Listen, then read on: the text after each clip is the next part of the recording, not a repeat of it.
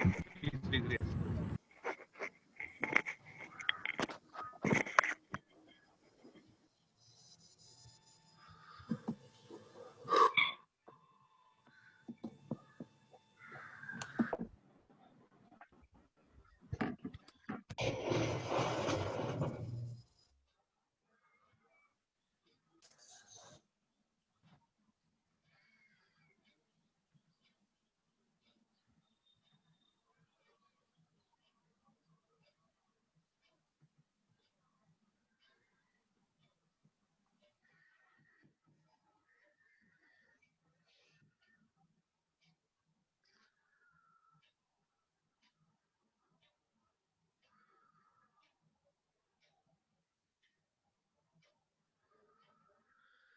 हाँ भाई, good morning everyone. Welcome back to my physics class on another cold morning. Or happy to see that so many of you are up and awake in the morning. Okay, let me just turn on the video also.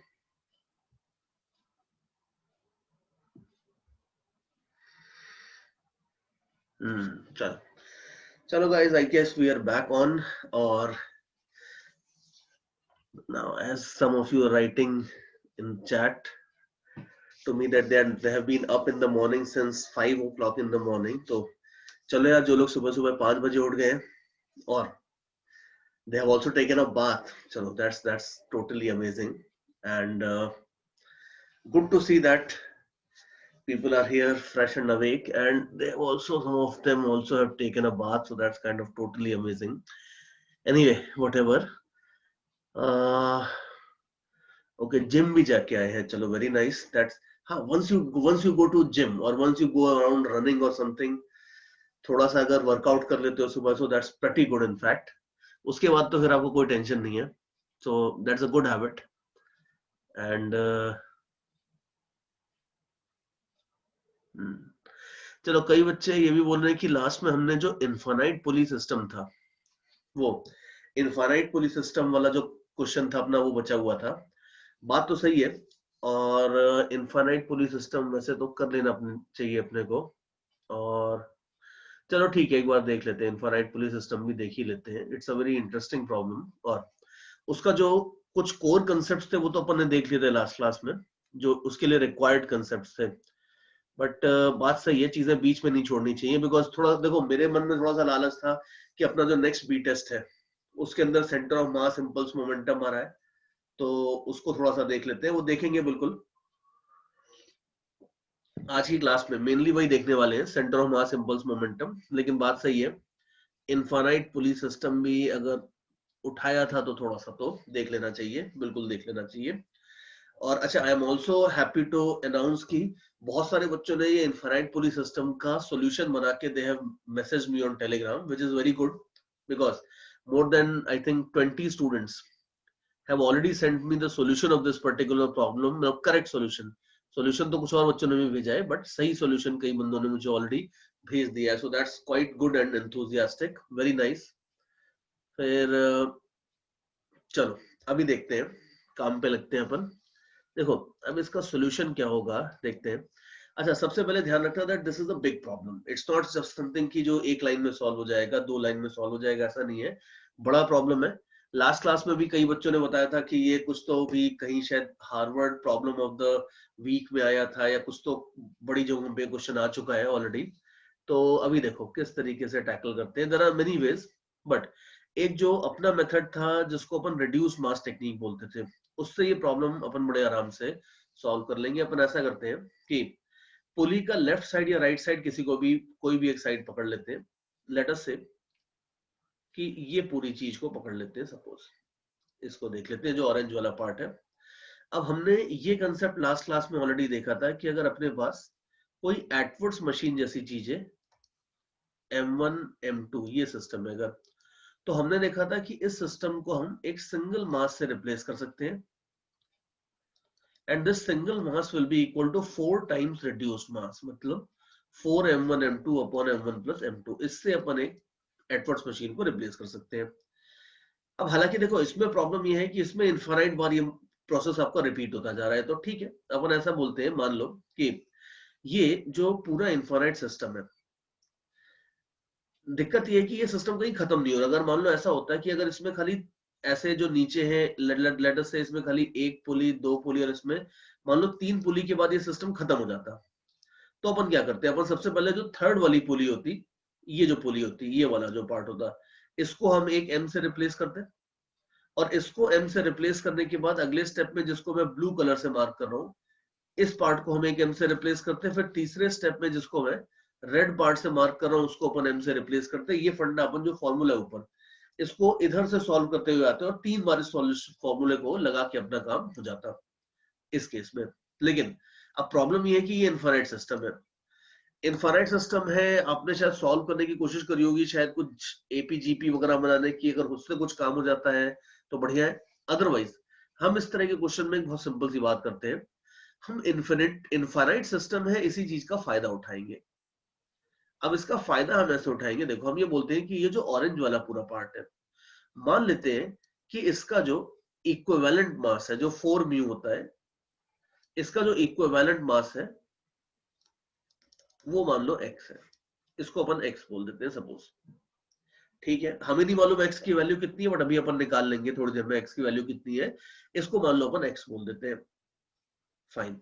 तो अब infinity का फायदा अपन ऐसे उठाएंगे कि अगर ये चीज x है, हमें पता है कि अगर इनफाइनाइट सिस्टम इस तरह का अगर x है, तो अगर मैं इससे एक कम वाला स्टेप ले लेता हूं, इसमें से एक ऊपर का एक स्टेप हटा देता हूं, ये वाला पीस ले लेता हूं, अब इसके अंदर इन्फिनिटी -1 पुलीज होंगे या इन्फिनिटी -1 स्टेप्स होंगे। तो और since infinity is such a large number, infinity -1 are both equal, तो अगर इनफाइनाइट पुली सिस्टम के अंदर का जो इक्विवेलेंट मास था वो अगर x था, तो इन्फिनिटी -1 जो पुली सिस्टम बनेगा, जिसको मैंने पिंक कलर से मार्क किया है, इसका भी जो इक्विवेलेंट मास है ये सेम ही होना चाहिए। ये ध्यान देना कि ये खाली इन्फिनिटी के लिए वैलिड होगा। अगर मान लो मैं आपको ऐसा बोलता कि ये जो पूरा सिस्टम जा रहा है, इसके अंदर अगर n पीसेस है, तो अगर खाली n पीसेस होते तो ये चीज आपकी नहीं चलती। But if that n goes to infinity, then and only then this thing will work। जो मैंने यहाँ पे लिखा है, मैंने ये देखना है, ये सबसे इनफैक्ट प्रॉब्लम का जो मेन क्रूशियल स्टेप है वो यही है जो मैं यहाँ पे लिख रहा हूँ, कि ये जो ऑरेंज वाला पार्ट है पूरा, इसके अंदर इनफाइनाइट पुलिस है, इसके इक्विवेलेंट मास को मैंने बोल दिया है x।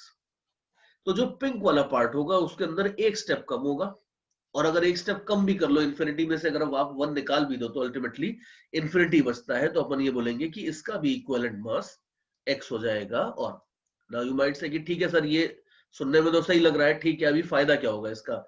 अभी फायदा है, आप ये देखो कि ये जो पूरा ऑरेंज वाला पार्ट मैंने मार्क किया इधर, ठीक है, पुली में यहाँ पे, if you look at the cursor, ये जो मैंने ऑरेंज वाला पार्ट मार्क किया इधर, अब इस ऑरेंज वाले पार्ट का मैं अलग से इसको एक सेकंड के लिए अलग से ड्रॉ कर लेता हूं। तो ये ऑरेंज वाला जो पार्ट है पूरा, इसको मैं ड्रॉ कर रहा हूं, उसमें ये m है, और उसके बाद नीचे ऐसे ऐसे करके देखोगे तो ऐसे इस तरह से इनफाइनाइट पुलिस बन रही है।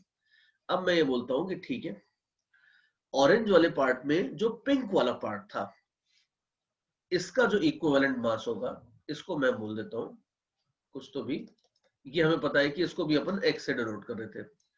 तो ये जो पूरा पिंक वाला इनफाइनाइट सिस्टम था, इसको मैं रिप्लेस कर सकता हूं मान लो x से, तो इसको मैं x से रिप्लेस कर देता हूं। और फर्दर अपने को मालूम है कि अब ये वाले सिस्टम में, ये वाला सिस्टम अब एडवर्ड्स मशीन बन गया है, जिसमें एक मास आपका m है और दूसरा मास आपका x है, ये एडवर्ड्स मशीन बन गया है। तो अपन अब फर्दर ये बोल सकते हैं that this fellow is equivalent to again a single mass, और अगर इसको मैं सिंगल मास से रिप्लेस करूंगा तो इस सिंगल मास की वैल्यू आ जाएगी m1 m2 upon m1 plus m2 multiplied by 4 reduce mass आपकी वैल्यू आ जाएगी अगर मैं इसको रिप्लेस करता हूं। और हमें पता है कि ये जो पार्ट था, ये तो अपना पूरा टोटल सिस्टम ही था। ये जो पूरी चीज को मैंने रिप्लेस किया है, let me make the screen a bit smaller, you can see कि अब आप फाइनली देख सकते हो कि ये जो फाइनल चीज आ गई है यहाँ पे, this final thing is nothing but the complete orange part. तो मैं दो स्टेप में गया हूं। सबसे पहले मैंने ये पूरा जो ऑरेंज वाला पार्ट था, इस पूरे ऑरेंज वाले पार्ट को अलग से मैंने जस्ट ड्रॉ किया। इसमें ऊपर वाले m को तो मैंने छोड़ दिया एज इट इज, और नीचे वाला पूरा इनफाइनाइट पुली सिस्टम जो था उसको मैंने इक्विवेलेंट मास से रिप्लेस कर दिया, और वो इक्विवेलेंट मास हो जाएगा आपका x। तो इससे मैंने उसको रिप्लेस कर दिया। फिर आगे मैंने बोला कि ठीक है, अब इन्फिनिटी से तो छुट्टी मिल गई, बिकॉज पूरे इनफाइनाइट मास की जगह x आ गया है। तो फिर मैंने बोला कि भाई ये तो सिंपल सी एटवुड्स मशीन है जिसके अंदर दो ही मासेस है, तो इन दोनों का जो इक्विवेलेंट मास होगा वो हो जाएगा आपका इस तरह से 4m1m2 upon m1 plus m2। तो अब जो कंप्लीट ऑरेंज पार्ट था जो मैंने इधर बनाया था यहाँ पे, this complete orange part has been replaced by one mass. लेकिन अब अपन अपनी डेफिनेशन में वापस जाते हैं, हमने क्या एज्यूम किया था कि ये पूरे ऑरेंज पार्ट के मास इक्विवेलेंट मास को ही तो अपन x बोल रहे थे शुरू से। तो ये जो फाइनली चीज निकाली है, ये फाइनली जो चीज है ये तो अल्टीमेटली x है, तो इसको आप x के इक्वल कर दो। और अब ये जो आपकी इक्वेशन बन रही है, इस इक्वेशन को अपन सॉल्व कर लेंगे। ठीक है, इस इक्वेशन को आप सॉल्व कर लो। 4mx equal to mx plus x square, quadratic equation आती है x square, in fact quadratic equation भी नहीं आ रही है, तो एक तो ऑप्शन है कि x equal to 0 is a trivial solution which we neglect anyway, और बाकी आप आगे सॉल्व कर लो। एक x को आप कैंसिल कर दोगे तो आपको x मिल जाएगा, if my calculations are correct, x आपको मिल जाएगा 3m। तो अपन ये बोल सकते हैं कि ये पूरा का पूरा जो सिस्टम था complicated, the problem is almost solved. ये पूरा का पूरा जो कॉम्प्लिकेटेड सिस्टम था, इसका इक्विवेलेंट मास अल्टीमेटली 3m आ जाएगा, ये बात है। ये प्रॉब्लम का मेन फंडा था। अभी आगे तो कुछ नहीं बचा, आगे तो खाली है कि अब ये जो राइट साइड वाला पूरा पार्ट है इसको मैं 3m से रिप्लेस कर सकता हूं। सेम चीज मैं लेफ्ट वाले में भी करूंगा, बिकॉज एक ही बात है, तो लेफ्ट वाले को भी मैं 3m से रिप्लेस कर दूंगा, और फिर मेरे पास फाइनली एक सिंपल सा सिस्टम आ जाएगा which I can solve very easily. So वो फॉर्मेलिटी बची है खाली, that I will complete. What we can finally do is this, that ये जो बीच वाला मास है m, this is very well there, और ये पूरे मास को अब मैं 3m से रिप्लेस कर देता हूं। ये पूरे मास को भी मैं 3m से रिप्लेस कर देता हूं ऐसे, और इसको ऊपर कनेक्ट कर देता हूं। ये बन जाता है आपका पूरा सिस्टम।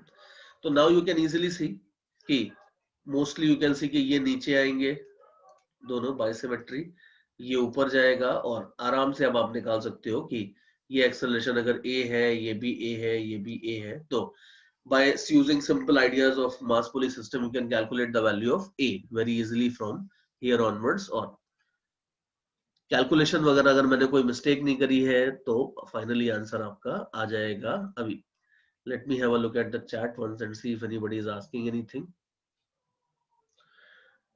और यस करेक्ट, 5/7g आएगा आपका, बिल्कुल सही, 5g/7 या 50/7 आपका जो आंसर आप बता रहे हो मेरे को, कई बंदे निकाल के आंसर बता रहे हैं। Finally this answer that you are giving me is 100% absolutely correct, very good. ठीक है, अभी मैं शॉर्ट में एक बार और बताता हूं आपको मैंने क्या किया, बिकॉज ये प्रॉब्लम का लॉजिक बड़ा इंटरेस्टिंग है, और बड़े इंटरेस्टिंग तरीके से हम इनफाइनाइट सर्किट होने का फायदा उठाते हैं। बिकॉज अगर सर्किट इनफाइनाइट नहीं होता तो इसमें हम ये नहीं बोल सकते थे कि x की वैल्यू दोनों जगह जो अपन सेम कर रहे हैं वो चीज अपन नहीं कर सकते थे, और ये लॉजिक आगे कई जगह रिपीट भी होता है। जैसे आगे चल के जब आप 12th में होगे तो 12th में they will give you some kind of infinite circuits, और ये जो इनफाइनाइट सर्किट्स होते हैं इनके अंदर आप कुछ इस तरह के आइडियाज लगा सकते हो। उसमें कुछ आपने देखा होगा, जैसे 10th में आपने देखा होगा देयर इज समथिंग लाइक कि कुछ series parallel combination of resistances करते हैं एंड सो ऑन। वैसे ही 12th में जाओगे तो इसमें कुछ बड़े अजीब अजीब केसेस बनते हैं, और इसी तरह के केसेस आपके करंट इलेक्ट्रिसिटी में और दूसरे चैप्टर्स में भी रिपीट होते हैं। अभी आप शॉर्ट में देखो एक बार मैंने क्या किया है इसमें, मैं एक बार रिपीट करता हूँ। सी सबसे पहले मैंने देखा कि ये जो एक साइड में इनफाइनाइट सिस्टम है इसको मैंने बोल दिया कि मान लेते हैं भाई ये जो भी पार्ट होगा इसका कुछ तो इक्विवेलेंट मास होगा। तो ये जो पूरा ऑरेंज वाला जो कंप्लीट इनफाइनाइट सिस्टम था इसको मैंने बोल दिया कि मान लेते हैं, हमें नहीं पता लेकिन मान लेते हैं कि इसका इक्विवेलेंट मास है x। चलो दैट इज फाइन। तो फिर अगर इसका इक्विवेलेंट मास अगर x है तो इसमें से अगर मैं एक स्टेप नीचे भी चला जाता हूं, मैं पिंक वाले पार्ट को अगर आप ऑब्जर्व करो देखूं तो पिंक वाला पार्ट और ऑरेंज वाला पार्ट सेम है ultimately. The only difference is कि पिंक वाले पार्ट के अंदर एक स्टेप कम हो जाता है ऊपर से ऑरेंज वाले पार्ट के कंपैरिजन में, लेकिन अदरवाइज दोनों सेम है। और अगर दोनों के दोनों सेम है तो, और इन्फिनिटी -1 इक्वल टू इन्फिनिटी है, तो आप ये बोल सकते हो कि पिंक वाले पार्ट के अंदर भी इनफाइनाइट स्टेप्स होंगे, तो उसके इक्विवेलेंट मास को भी मैं x ही बोल सकता हूं। और अगर उसको भी मैं x बोल सकता हूं, तो अब मैं अगले स्टेप में क्या करूंगा कि ये जो पूरा पिंक वाला पार्ट है उसको मैं एक सिंगल ब्लॉक x से रिप्लेस कर दूंगा ऐसे। तो for the sake of simplicity मैंने ये पूरे ऑरेंज वाले पार्ट की फिगर अलग से बनाई है। उसमें जो सबसे ऊपर वाला m था जिसके ऊपर अभी कर्सर चल रहा है, इसको मैंने छोड़ दिया यहाँ पे, और जो पूरे पिंक वाले पार्ट था उसको मैंने x से रिप्लेस कर दिया ना। जैसे ही मैं इसको x से रिप्लेस करता हूँ, गुड न्यूज इज कि अब इन्फिनिटी से छुट्टी मिल गई है मेरे को, अब इसमें इनफाइनाइट सिस्टम नहीं दिख रहा है। x से रिप्लेस करते ये सिंपल एटवर्ड्स मशीन बन जाती है, एक साइड m दूसरे साइड x। तो इसका इक्विवेलेंट मास हो जाएगा 4m1 m2 upon m1 plus m2 से ऐसे। लेकिन फिर हमें इमीडिएटली लास्ट में ये आता है कि ठीक है, ये सब कैलकुलेट करके फाइनली ये सब कैलकुलेट करके जो 4mx upon m plus x आया है, ये क्या है? ये अल्टीमेटली ये पूरे ऑरेंज वाले पार्ट का को हमने एक सिंगल ब्लॉक में रिड्यूस कर दिया है। बिकॉज ध्यान से देखो कि ये पूरा ऑरेंज वाला जो पार्ट था जिसको मैंने ऑरेंज से मार्क कर रखा है कलर से, यही पार्ट आपका ये पार्ट है। और इसको अगर आप एक सिंगल ब्लॉक से रिप्लेस कर दोगे तो ये सिंगल ब्लॉक के मास को ही तो अपन ने x बोला था शुरू से। तो देयरफॉर ये जो फाइनल चीज आती है इसको मैं बोल देता हूँ, वापस इक्वेट कर देता हूँ x के साथ। और फिर अब दोनों साइड x वगैरह कैंसिल होगा, जो भी ये इक्वेशन सॉल्व करनी आपको आती है, so I won't explain that, but इसको आप सॉल्व करो। देखो सरप्राइजिंगली इस तरह की स्टूपिड सी इक्वेशन बनाते हो तो जनरली इसका स्टूपिड सा आंसर आ जाता है समथिंग लाइक LHS और RHS दोनों कैंसिल हो जाते हैं जनरली, और 1 इक्वल टू 1 टाइप के कई बार आंसर आ जाते हैं। लेकिन लकीली डजंट हैपन हियर। यहाँ पे आप सॉल्व करोगे तो आपको x की एक प्रॉपर वैल्यू मिल जाएगी, that comes out to be 3m। और जैसे ये मिल जाती है फिर उसके बाद तो कुछ बचता नहीं है। इस पूरे सिस्टम को आप राइट साइड में भी लेफ्ट साइड में भी 3m से रिप्लेस कर दो, जो येलो फिगर मैंने बनाई है नीचे, और इसको आप आराम से सॉल्व कर सकते हो। इनफैक्ट ज्यादातर लोगों ने सॉल्व कर ही लिया है। They have given me an answer as 5g/6। बिल्कुल सही बात है। और मैथ्स में भी इस तरह का लॉजिक यूज होता रहता है, बिल्कुल ठीक बात है। और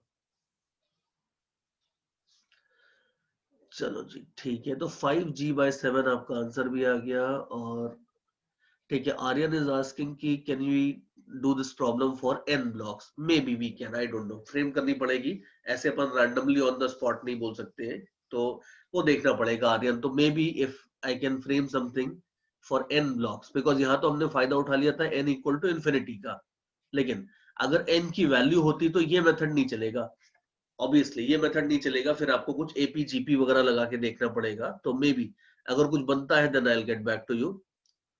और हाँ, Vedant, you are absolutely right. Vedant is saying that this logic is used in capacitor and resistors also.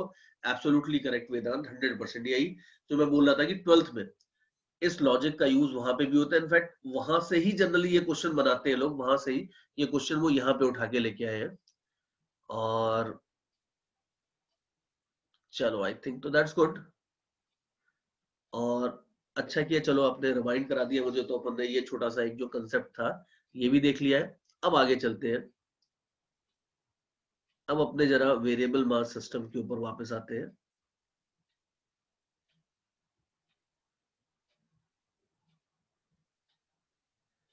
Okay, suddenly Microsoft one note freeze हो गया है। कहाँ गया भाई वेरिएबल मास सिस्टम?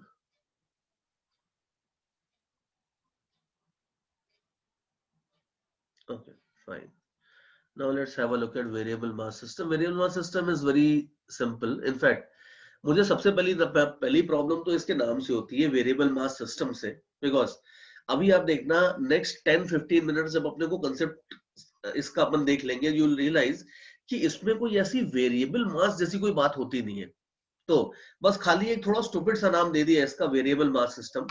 बाकी अभी देखना, क्योंकि ऐसी बात नहीं है, इसमें बड़े अजीब अजीब आइडियाज होते हैं लोगों के कि ये तो कुछ दे हैव एन आइडिया कि ये तो कुछ बहुत ही खतरनाक चीज होती है, इसमें किसी ऑब्जेक्ट का मास वेरी होता जाएगा, फिर वहां पे Newton's law F equal to ma नहीं लगेगा। People have very weird ideas. अभी देखना ऐसा कुछ भी नहीं है, नॉर्मल सिंपल सा ये खाली कुछ भी नहीं है कि न्यूटन्स लॉ का एक सिंपल सा एप्लीकेशन होता है, नथिंग मोर देन दैट। और जो सिंपल न्यूटन्स लॉ है F इक्वल टू ma वो लगाने से भी काम हो जाता है, F equal to dp by dt लगाने से भी काम हो जाता है, जिस तरह से भी आप वर्क अराउंड करना चाहो ये चीज आराम से, ये सारे के सारे केसेस सॉल्व हो जाते हैं। और बाकी before we start with the things, एक और चीज ध्यान रखना कि कुछ इस तरह के भी आइडियाज कभी कभी कहीं होते हैं और कि ये चीज आउट ऑफ कोर्स है, तो लेट मी एश्योर यू बिल्कुल आउट ऑफ कोर्स नहीं है। कोटा में हर जगह पढ़ाया जाता है, आपके हैदराबाद में जितनी बड़ी बड़ी कोचिंग सिनेरियो सेंटर्स हैं, जितने और आपके जितने बड़े बड़े कोचिंग के मटेरियल्स हैं, स्टडी मटेरियल्स, सब में आपको ये पूरी की पूरी इसकी थ्योरी और प्रॉब्लम्स वगैरह सब मिल जाएगी। तो therefore let us not get into any funny ideas कि ये चीज आउट ऑफ कोर्स है। हाँ, ये जरूर है कि इसके कुछ बहुत कॉम्प्लिकेटेड केसेस होते हैं जिसमें इक्वेशंस, मैथमेटिकल इक्वेशंस बहुत टफ बन जाती है, वो बिल्कुल आउट ऑफ कोर्स है, तो उसमें अपन जाने वाले नहीं है। लेकिन जो बेसिक कंसेप्ट है वो बड़ा सिंपल सा, और अभी अगले 10 मिनट में आप देखना, once you understand the concept you will realise कि इसमें कोई ऐसी बड़ी बात है नहीं, इसमें ऐसा कोई फंडा ही नहीं है कि जो आउट ऑफ कोर्स होने वाली बात हो। सिंपल जो मैथमेटिक्स जितना फिजिक्स अपने कोर्स में है, बड़े आराम से उससे अपन इस तरह के क्वेश्चंस को टैकल करने वाले हैं। और कई बच्चे कह रहे हैं कि ये चीज थोड़ा बेसिक से देख ली जाए, बिकॉज उन्होंने क्लास में ये चीज करी नहीं है। आई अंडरस्टैंड दैट बिल्कुल, तो इसको अपन बहुत सिंपल तरीके से ही देखेंगे। मैं इसमें बहुत ज्यादा जंप नहीं मारने वाला हूँ कि मैं सब एज्यूम कर लूं कि आपको आता है और सीधे सीधे पर अच्छी अच्छी चीजों पे चले जाए, that we are not going to do. And as many students are writing in the chat also कि थोड़ा सा इसमें अपन बेसिक से ही चले, हाँ ठीक है, एग्रीड, अपन इसमें ऐसे ही चलने वाले, बिल्कुल आराम से धीरे धीरे ही चलने वाले हैं। तो चलो देखते हैं वेरिएबल मास सिस्टम का फंडा क्या होता है। देखो ऊपर कुछ मैंने थ्योरी व्योरी लिखी है, वो सब आपको पढ़ने की जरूरत नहीं है, वो थ्योरी आपके सामने जिस बंदे ने लिखी है वो बोल ही रहा है, so you don't have to worry about that. देखो यहाँ पे अपन कुछ इस तरह के केसेस देखने वाले हैं कि मैं आपको सीधे कुछ एक आइडिया देता हूँ, एक एग्जांपल से ही स्टार्ट करता हूँ, उससे ही पहले आइडिया लेगा कि अपन करने क्या वाले हैं। जैसे if you look at the figure, don't read the theory part, just have a look at the figure. मान लो मेरे पास एक कंटेनर है, कार्ट है, रेलवे कैरेज जो होती है, मान लो सपोज एक रेलवे कैरेज है इस तरह से, और इसके अंदर मान लो मैं इसको एक वेलोसिटी वी नॉट दे के छोड़ देता हूँ, और ऊपर एक बड़ा सा कंटेनर है जिससे मान लो मैं इसके अंदर सैंड को ड्रॉप कर रहा हूँ suppose. Now you can easily सी कि अब वैसे तो अगर आप देखोगे, मतलब मैंने क्या किया, मैंने क्या किया इसमें किया है कि जो अपनी कैरेज थी, ये जो कैरेज थी, इसको मैंने एक वेलोसिटी वी नॉट दी, और इसके अंदर मैं कंटिन्यूअसली सैंड को ड्रॉप करता जा रहा हूं। तो यू इजीली सी कि सैंड के पार्टिकल्स का अपने कैरेज के साथ कोलिजन होगा। अब इसमें सबसे पहले देखने में तो ये आइडिया लगता है कि यार सैंड के पार्टिकल तो इसको ऐसे हिट कर रहे हैं, इन अदर वर्ड्स सैंड के पार्टिकल्स की अगर कुछ वेलोसिटी थी भी तो वो वर्टिकल वेलोसिटी थी, अपना जो कैरेज था वो तो हॉरिजॉन्टल डायरेक्शन में जा रहा था। अब अगर किसी चीज के वर्टिकल मोशन, कोई चीज अगर आप वर्टिकली मूव होती हुई चीज अगर आपको हिट करती है, अगर मान लो ऐसा होता कि अपनी जो कैरेज है वो तो आगे जा रही होती और सैंड के पार्टिकल्स उसको ऐसे हिट करते हैं, तब तो समझ में आता है कि ये सैंड के पार्टिकल्स उसके मोशन को अपोज करेंगे और जो कैरेज है इसकी वेलोसिटी कम हो जाएगी, शायद थोड़ी देर बाद कैरेज रुक भी जाए। लेकिन अब इसमें सबसे पहले तो ये लगता है इस तरह के केसेस में कि यहाँ पे अगर अपना कैरेज एक्स डायरेक्शन में मूव कर रहा था, उसको अगर अपन वाई डायरेक्शन में फोर्स लगाते हैं, किसी चीज से हिट करते हैं, तो एक्स डायरेक्शन में तो उसका कोई इफेक्ट नहीं होना चाहिए and we x should remain constant. अपन थोड़ी देर में देखेंगे that this is number one not going to remain constant, point number one. Number two, जो जनरल कैटेगरी है उसकी मैं बात कर रहा था अभी तो यहाँ पे कि बहुत सारे इस तरह के केसेस होते हैं जहां पे आपके पास कोई ऑब्जेक्ट होता है, उसके ऊपर खाली आप ऐसे कोई ऐसे सिंपल सा फोर्स एफ नहीं लगाते, उसके ऊपर एक कोई कंटिन्यूअस स्ट्रीम ऑफ पार्टिकल्स होता है, हिट करता है उसको,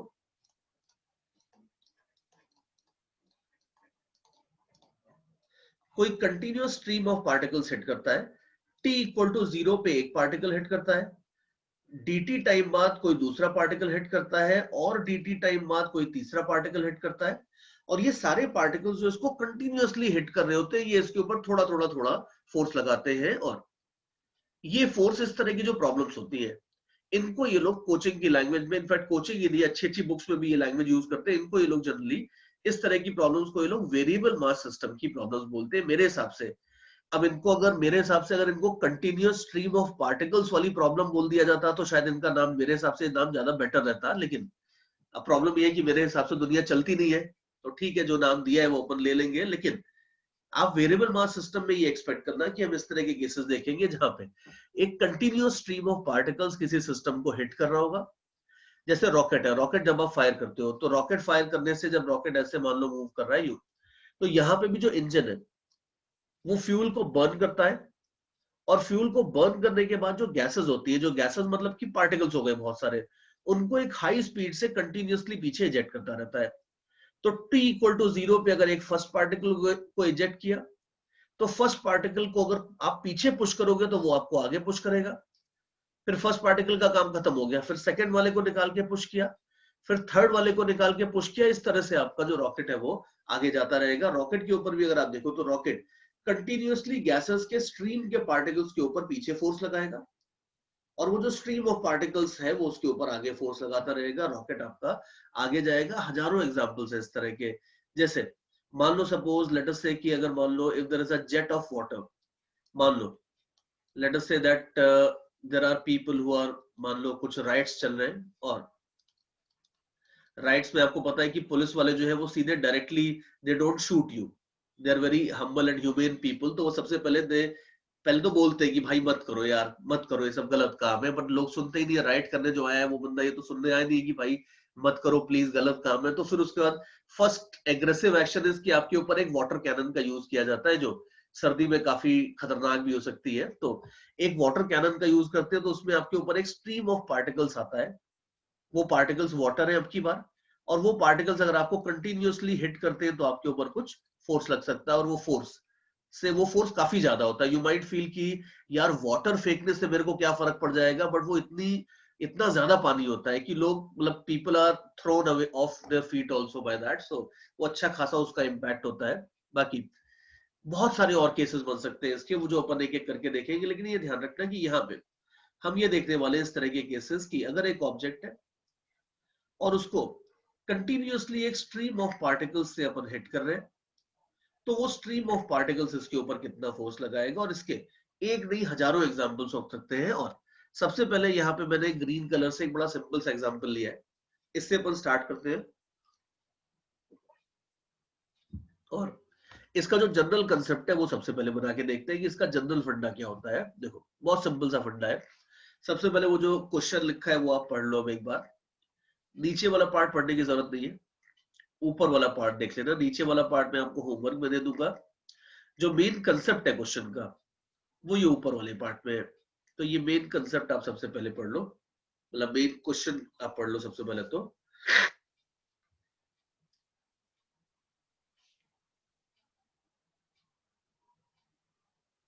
इन the mean time let me see if there are any doubts. हाँ, राइट्स की बात सुनते ही लोग किसान आंदोलन वगैरह के पीछे पड़ गए। ठीक है, we are not really into discussion of politics here, but it is more like a broker's आंदोलन रादर देन किसान आंदोलन। किसान तो वो है ही नहीं। और सेकेंड और थर्ड पार्ट में आंसर ई के टर्म्स में आता है। हाँ, यू आर करेक्ट, बिल्कुल सही वेदांत। और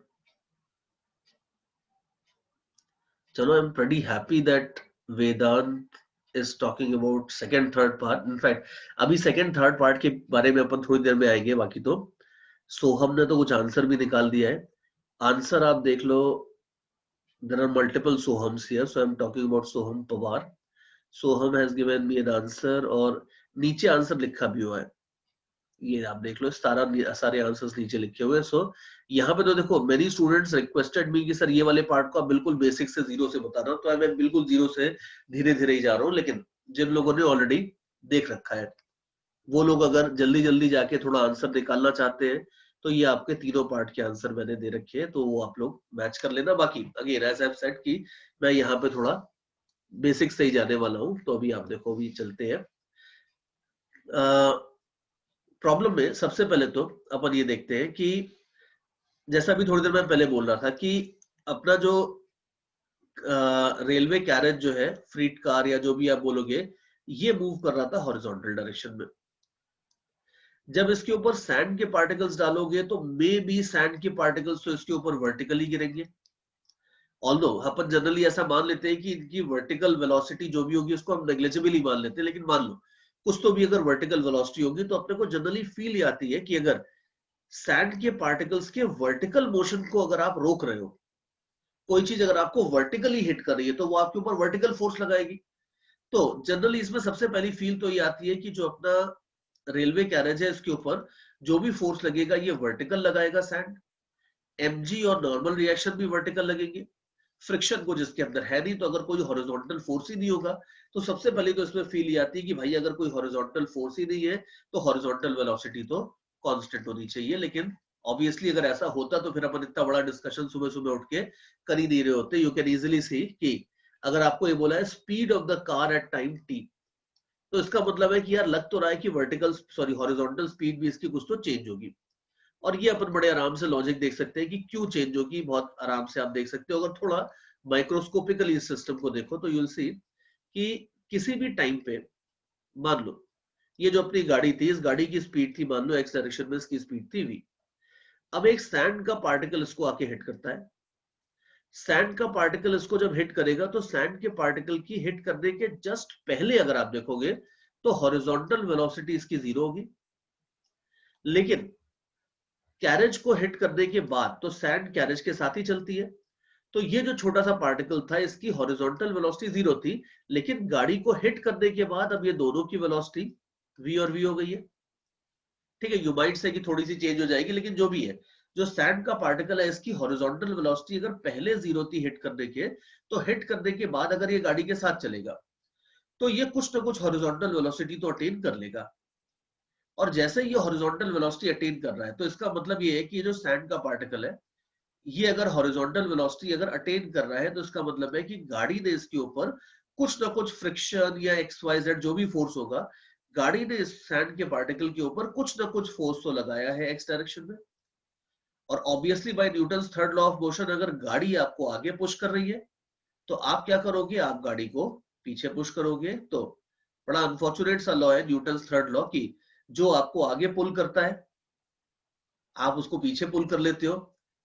कई लोग इसका एग्जाम्पल देते हैं कि अच्छा मेरा एक दोस्त है, मान लो मैं पढ़ाई में अच्छा हूँ, मेरा दोस्त जो है वो उतना अच्छा नहीं है, तो मैं उसको डाउट्स बताता हूँ, मैं बार बार उसको आगे पुल करता हूँ, तो वो मेरे को पीछे पुल कर रहा है। सोच के देखो बड़ी अनफॉर्चुनेट सी बात है, लेकिन बात तो ठीक है, बिकॉज कहीं ना कहीं अगर आप देखोगे तो आप अपना टाइम दे रहे हो उसको, तो वो कहीं ना कहीं थोड़ा सा तो पुल कर रहा है। बट ठीक है, दोस्तों के लिए अपन इतनी सैक्रिफाइस कर देते हैं, चल जाता है। तो but anyway, coming back here, बात ये है कि जो पार्टिकल है अगर गाड़ी उसको आगे पुल करेगी कंटिन्यूअसली इन पार्टिकल्स को, तो ये पार्टिकल्स गाड़ी को पीछे पुल करेंगे। तो कहीं ना कहीं क्वेश्चन में ध्यान से देखो, ये चीज बड़ी केयरफुली इन्होंने मेंशन नहीं करी है, लेकिन ये अंडरस्टूड है कि पार्टिकल और गाड़ी के बीच में कुछ ना कुछ फ्रिक्शनल फोर्स है। बिकॉज अगर ये सैंड या ये जो पार्टिकल्स है ये फ्रिक्शनलेस होते तो ये गाड़ी को स्ट्राइक करने के बाद गाड़ी के साथ चलते ही नहीं, गाड़ी इसके नीचे से स्लिप होती जाती है और ये पार्टिकल्स आपकी अपनी जगह पे स्टेशनरी रह जाते हैं। फिर उसके बाद वो गाड़ी के पीछे वाली सरफेस को हिट करते हैं, फिर मामला बड़ा कॉम्प्लिकेटेड हो जाता है, उसमें अपन जाएंगे नहीं। लेकिन इस तरह के क्वेश्चंस में मेंशन नहीं होता है, लेकिन वी हैव टू अंडरस्टैंड कि कहीं ना कहीं गाड़ी की और पार्टिकल के बीच में फ्रिक्शनल फोर्स होता है which is responsible for the horizontal force. One thing, एक बेसिक बात तो ये हो गई।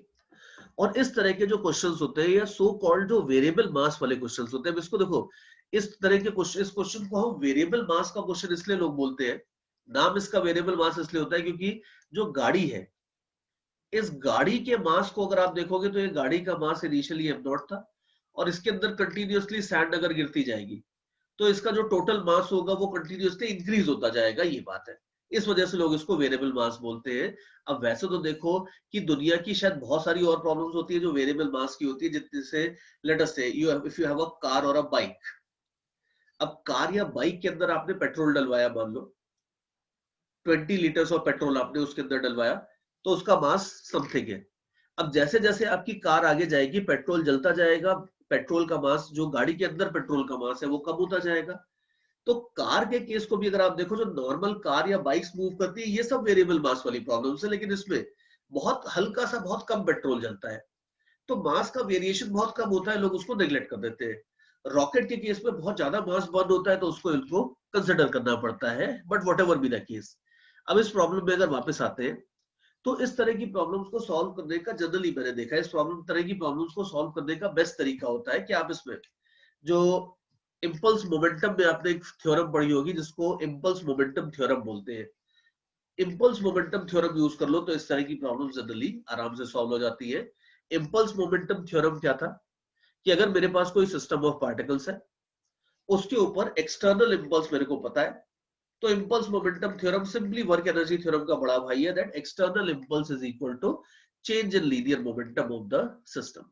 ये सिंपल सी थ्योरम है जिसको अपन इस तरह के क्वेश्चंस में यूज करेंगे। अब देखो ये बहुत आसान सा क्वेश्चन है, तो ये भी हो सकता है कि ये किसी उल्टे पुल्टे तरीके से अपन ने सॉल्व कर लिया हो, लेकिन इस तरह के जो बड़े क्वेश्चंस होते हैं उसके लिए थ्योरी बनाने के लिए सबसे इंपॉर्टेंट है that we should start properly from impulse momentum theorem. तो अभी आप देखो, अभी मैं इसको आपको सॉल्व करके दिखाता हूँ। कुछ सॉल्यूशन मैंने नीचे लिखा हुआ है, but you don't have to read the theory. ये जो पूरी थ्योरी लिखी है ये मैंने आपको वर्बली बताई दी है, तो you don't have to worry about that. और अपन अपनी सीधे सीधे काम की बात से स्टार्ट करते हैं।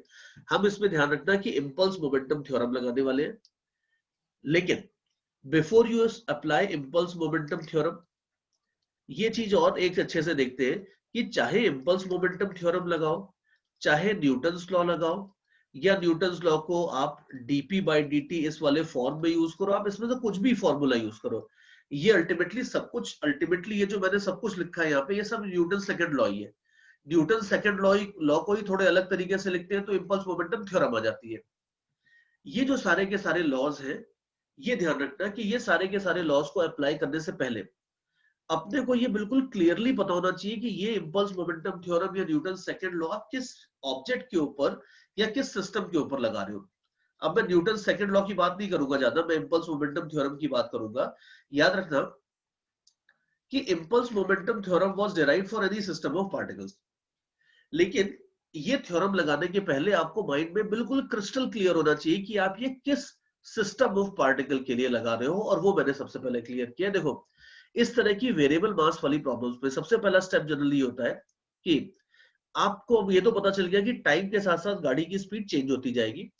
तो मान लेते हैं कि जनरल टाइम टी पे गाड़ी की स्पीड अभी हो गई है v, हमें इनिशियल स्पीड कुछ तो v नॉट वगैरह दी थी, मान लेते हैं जनरल टाइम टी पे इसकी स्पीड हो गई है v, और गाड़ी का जो मास है वो भी बढ़ता जाएगा, बिकॉज खाली जो गाड़ी थी उसका मास कुछ एम नॉट था, लेकिन उसके अंदर अगर सैंड भी कोई थोड़ी सी सैंड आप कंटिन्यूअसली ऐड करते जा रहे हो तो गाड़ी का मास भी कंटिन्यूअसली इंक्रीज होता जाएगा। तो मान लेते हैं कि गाड़ी का जो टोटल मास था वो जनरल टाइम टी पे हो गया था m, including sand and empty part and everything, और गाड़ी की स्पीड हो गई थी v।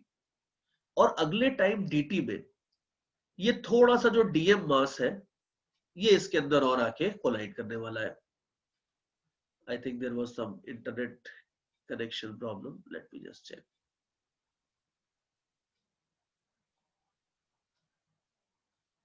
Okay, fine now. ठीक है, all right. So let's continue. I'll just repeat one or two sentences. मैं बस सिंपली बोल रहा था कि हमें ये क्लियर होना चाहिए कि हम किसके ऊपर इम्पल्स मोमेंटम थ्योरम लगा रहे हैं। एक पार्टिकल पे, दो पार्टिकल पे, 10 पार्टिकल पे, किसके ऊपर अपन लगा रहे हैं इम्पल्स मोमेंटम थ्योरम। तो ध्यान रखना हम इम्पल्स मोमेंटम थ्योरम दो ऑब्जेक्ट्स के ऊपर मिला के लगा रहे हैं।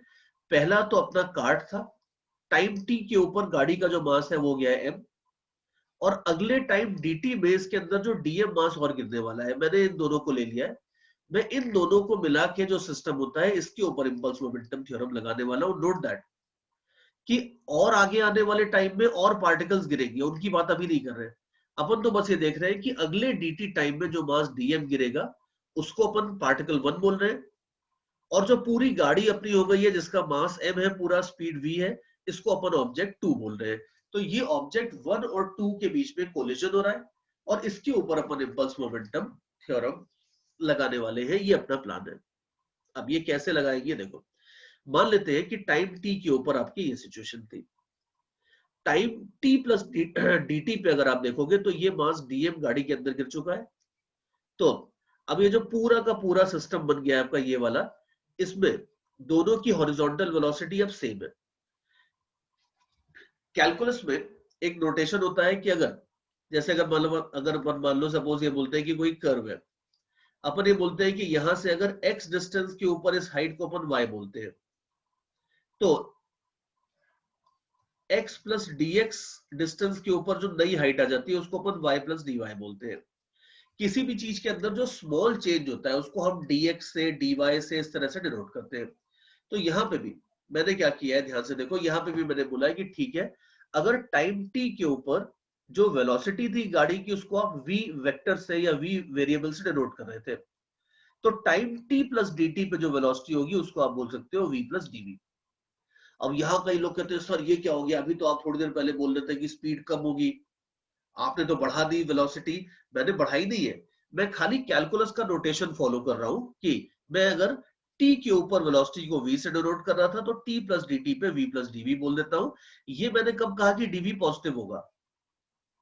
ध्यान रखना, अगेन आई रिपीट कि ये बहुत छोटा सा एग्जांपल है, लेकिन जो इस एग्जांपल को आप थ्योरी मानो, पूरी की पूरी थ्योरी बता रहा हूं मैं आपको, और जो कंसेप्ट अपन इस थ्योरी के अंदर देख रहे हैं वो हर बड़े से बड़े प्रॉब्लम में, चाहे वो किसी भी लेवल की प्रॉब्लम हो, ये थ्योरी आपकी चेंज नहीं होने वाली है, आप चाहे किसी भी लेवल पे चले जाओ। तो इसमें आप घपला मत करना। इसमें कई बार होता है कि एक छोटे से एग्जांपल से स्टार्ट करो, तो कुछ बच्चे क्या होते हैं कि दे आर वेरी स्मार्ट, तो वो उसका तो किसी तरह से इधर उधर करके आंसर निकाल देते हैं, और फिर उसके बाद जब मैं बताता हूँ उस एग्जाम्पल को सॉल्व करता हूँ तो वो उसको ठीक से सुनते नहीं है, और फिर दिक्कत ये आती है कि जब बड़े क्वेश्चंस में जाते हैं तो फिर अटक जाते हैं। तो it is essential that you should understand this theory very properly and clearly कि हम क्या कर रहे हैं। जनरल टाइम t पे अगर वेलोसिटी v थी, तो t प्लस dt पे मैं वेलोसिटी को v प्लस dv बोल देता हूँ। आगे चल के जब इक्वेशंस बनेगी तो आप देखते हैं थोड़ी देर में कि ये जो dv वाला पार्ट है, ये dv वाला पार्ट ऑटोमेटिकली नेगेटिव आ जाएगा। तो ये अगर आपके मन में डाउट था कि वेलोसिटी बढ़ कैसे गई, तो वो बढ़ नहीं रही है, वो खाली मैं उसको कैलकुलस के रोटेशन को फॉलो कर रहा हूँ कि अगर टाइम t पे समथिंग था तो टाइम t प्लस dt पे समथिंग प्लस dt हो जाएगा। और आगे देखते हैं, अब इस प्रॉब्लम में हम इंपल्स मोमेंटम थ्योरम लगा देते हैं। आप देखो, इंपल्स मोमेंटम थ्योरम में आप देख लो, थ्योरम बोलती है that external impulse is equal to change in linear momentum. Very nice. अब आप ये देख लो कि अगर मैं इस पूरे सिस्टम को ले लेता हूं, इन दोनों को सिस्टम मान लेता हूं, तो इन दोनों के कोलिजन्स के दौरान कोई फ्रिक्शन का या कोई और फोर्स तो लग नहीं रहा था, तो मैं ये बोल सकता हूं कि ड्यूरिंग टाइम dt जो एक्सटर्नल इंपल्स होगी इस सिस्टम के ऊपर वो जीरो होगी। ठीक है, अभी ध्यान रखना इसमें कि यहाँ पे सिस्टम अपने को किस चीज को माना है ये देखना बड़ा जरूरी है। बिकॉज अगर मान लो मैं खाली गाड़ी को सिस्टम मानता, खाली जो गाड़ी थी और इसके अंदर ऑलरेडी जो सैंड आ गई है, अगर मैं इसको सिस्टम मानता, तो dt टाइम में अपने को पता है कि ये जो मास इसके अंदर गिरने वाला है इसको मैं अगर सिस्टम में नहीं लेता, खाली अगर मैं गाड़ी को सिस्टम मानता, तो एक्सटर्नल इंपल्स या एक्सटर्नल फोर्स जीरो नहीं होता। बिकॉज ये पार्टिकल अपनी गाड़ी के ऊपर एक हॉरिजॉन्टल फोर्स लगाने वाला है बैकवर्ड डायरेक्शन में, और ये जो फोर्स होगा इनटू dt करोगे तो ये एक्सटर्नल इंपल्स काउंट हो जाएगी। लेकिन हम क्यों करेंगे, जब आराम से काम हो रहा है तो अपन एक कॉम्प्लिकेशन क्यों करेंगे? इंपल्स मोमेंटम थ्योरम लगाई इसलिए जाती है कि सिस्टम कॉम्प्लिकेटेड ना हो। तो अगर मैं कहता हूं कि ठीक है भाई तू एक्सटर्नल फोर्स लगाने वाला था ना, तो मैं तेरे को भी सिस्टम में ले लेता हूँ। जो करप्ट लोग करते हैं ना कई बार कि करप्शन कर दिया, अब एक बंदा है पकड़ने आ गया कि हाँ यार ये लोग करप्शन कर रहे हैं, पैसे खा रहे हैं, तो अपन क्या बोलेंगे, भाई तू चिल रहा है, तेरे को भी अपन ग्रुप में ले लेते हैं, तेरा भी पार्ट बना देते हैं, तो तू भी अपने सिस्टम में ही आ जाएगा। तो फिर nobody will be there to apply any external force on you, कोई whistle blower बचेगा ही नहीं, something like that। तो अपन क्या करते हैं, अपने को पता है कि ये डीएम मास जो था ये एक्सटर्नल फोर्स लगाने वाला था अपनी गाड़ी पे, तो मैं बोलता हूँ कि गाड़ी प्लस डीएम को ही अपन सिस्टम मान लेंगे, तो एक्सटर्नल फोर्स होगा ही नहीं। और अगर एक्सटर्नल फोर्स होगा नहीं तो अपना काम आसान हो जाएगा। जो इंपल्स होती है, इंपल्स एक्सटर्नल जो होती है, ये आपकी सिंपली जीरो हो जाएगी by a proper choice of the system. तो ठीक है, अपन ने कर लिया इसको, अपन ने सिस्टम के अंदर ही ले लिया। तो अभी आप देखो आगे,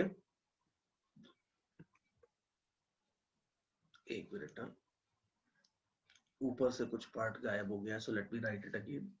ये आपका इधर था v प्लस टीवी। हाँ, तो अब अपन इसमें एक्सटर्नल इंपल्स को तो जीरो कर चुके हैं, और कुछ नहीं है, बस इनिशियल मोमेंटम और फाइनल मोमेंटम देख लो। अभी look at the top figure, you will सी जो ग्रीन वाली फिगर है आप उसको देखो। अभी ग्रीन वाली फिगर में अपने को दिख रहा है कि जो टोटल मास है वो m प्लस dm है, और जो टोटल वेलोसिटी है वो v प्लस dv है।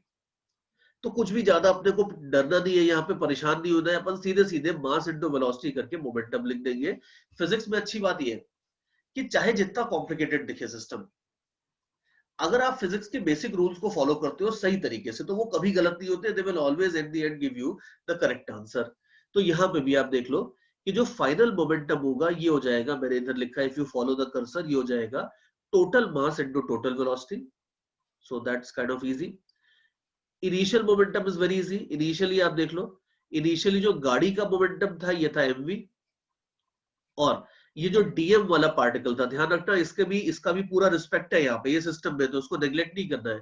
तो इनिशियली जो ये डीएम वाला पार्टिकल था, इसका कोई हॉरिजॉन्टल वेलोसिटी तो जीरो था, तो ये डीएम इंटू जीरो आपका ये मोमेंटम आ जाएगा, और इसको भी मेरे को जीरो ही है, लेकिन फिर भी कंसेप्चुअली स्पीकिंग यहाँ पे ये माइनस साइन होना चाहिए। So that is the initial momentum. बस उसको सॉल्व करता हूं मैं आगे। अब ये m plus d m v plus d v खतरनाक लग रहा है, बट कोई टेंशन नहीं है, इसको एक्सपैंड कर लो। a plus b bracket c plus d करके इसको एक्सपैंड कर लो। यू विल सी एक्सपेंशन करके you will get some weird thing like this, but let it be weird. Physics will always give you correct answers, rest assured. तो इसको आप open कर लो। बस ओपन करके एक चीज ध्यान रखना कि कैलकुलस में भी आपने देखा होगा, फिजिक्स के जब बेसिक मैथ्स वगैरह देख रहे होगे, कि ये dv हो गया या dm हो गया, ये बेचारे ऑलरेडी स्मॉल है, और अगर ये ऑलरेडी स्मॉल है तो दो स्मॉल चीजों का जो प्रोडक्ट होगा डीएम इंटू डीवी जो होगा, ये तो स्मॉल से भी स्मॉल होगा। थ्रू आउट द फिजिक्स आप देखो कि हमेशा ये बड़ा बेसिक सा सेक्रेट सा रूल होता है कि हमेशा ये सेकेंड ऑर्डर का जो स्मॉल होता है इसको हम नेग्लेक्ट ही कर देते हैं। तो ये डीएम इंटू डीवी अगर कहीं भी आता है तो उसको अपन नेग्लेक्ट कर देंगे, तो उसको आप नेग्लेक्ट कर दो। और फर्दर देखो ये एमवी और एमवी कैंसिल हो जाएगा, तो इसमें सब कुछ कैंसिल वैंसिल कर दोगे। जीरो है ही आपका राइट साइड में। आप इसको थोड़ा सा सॉल्व करके देखो। I hope you are sitting with a pen and paper. तो आप इसको थोड़ा सा आप सॉल्व करके देखो। ये जो सेकंड स्टेप था यहाँ से, इससे आप देख लो, इससे आपका सॉल्व करके ये वाला स्टेप आ जाएगा। और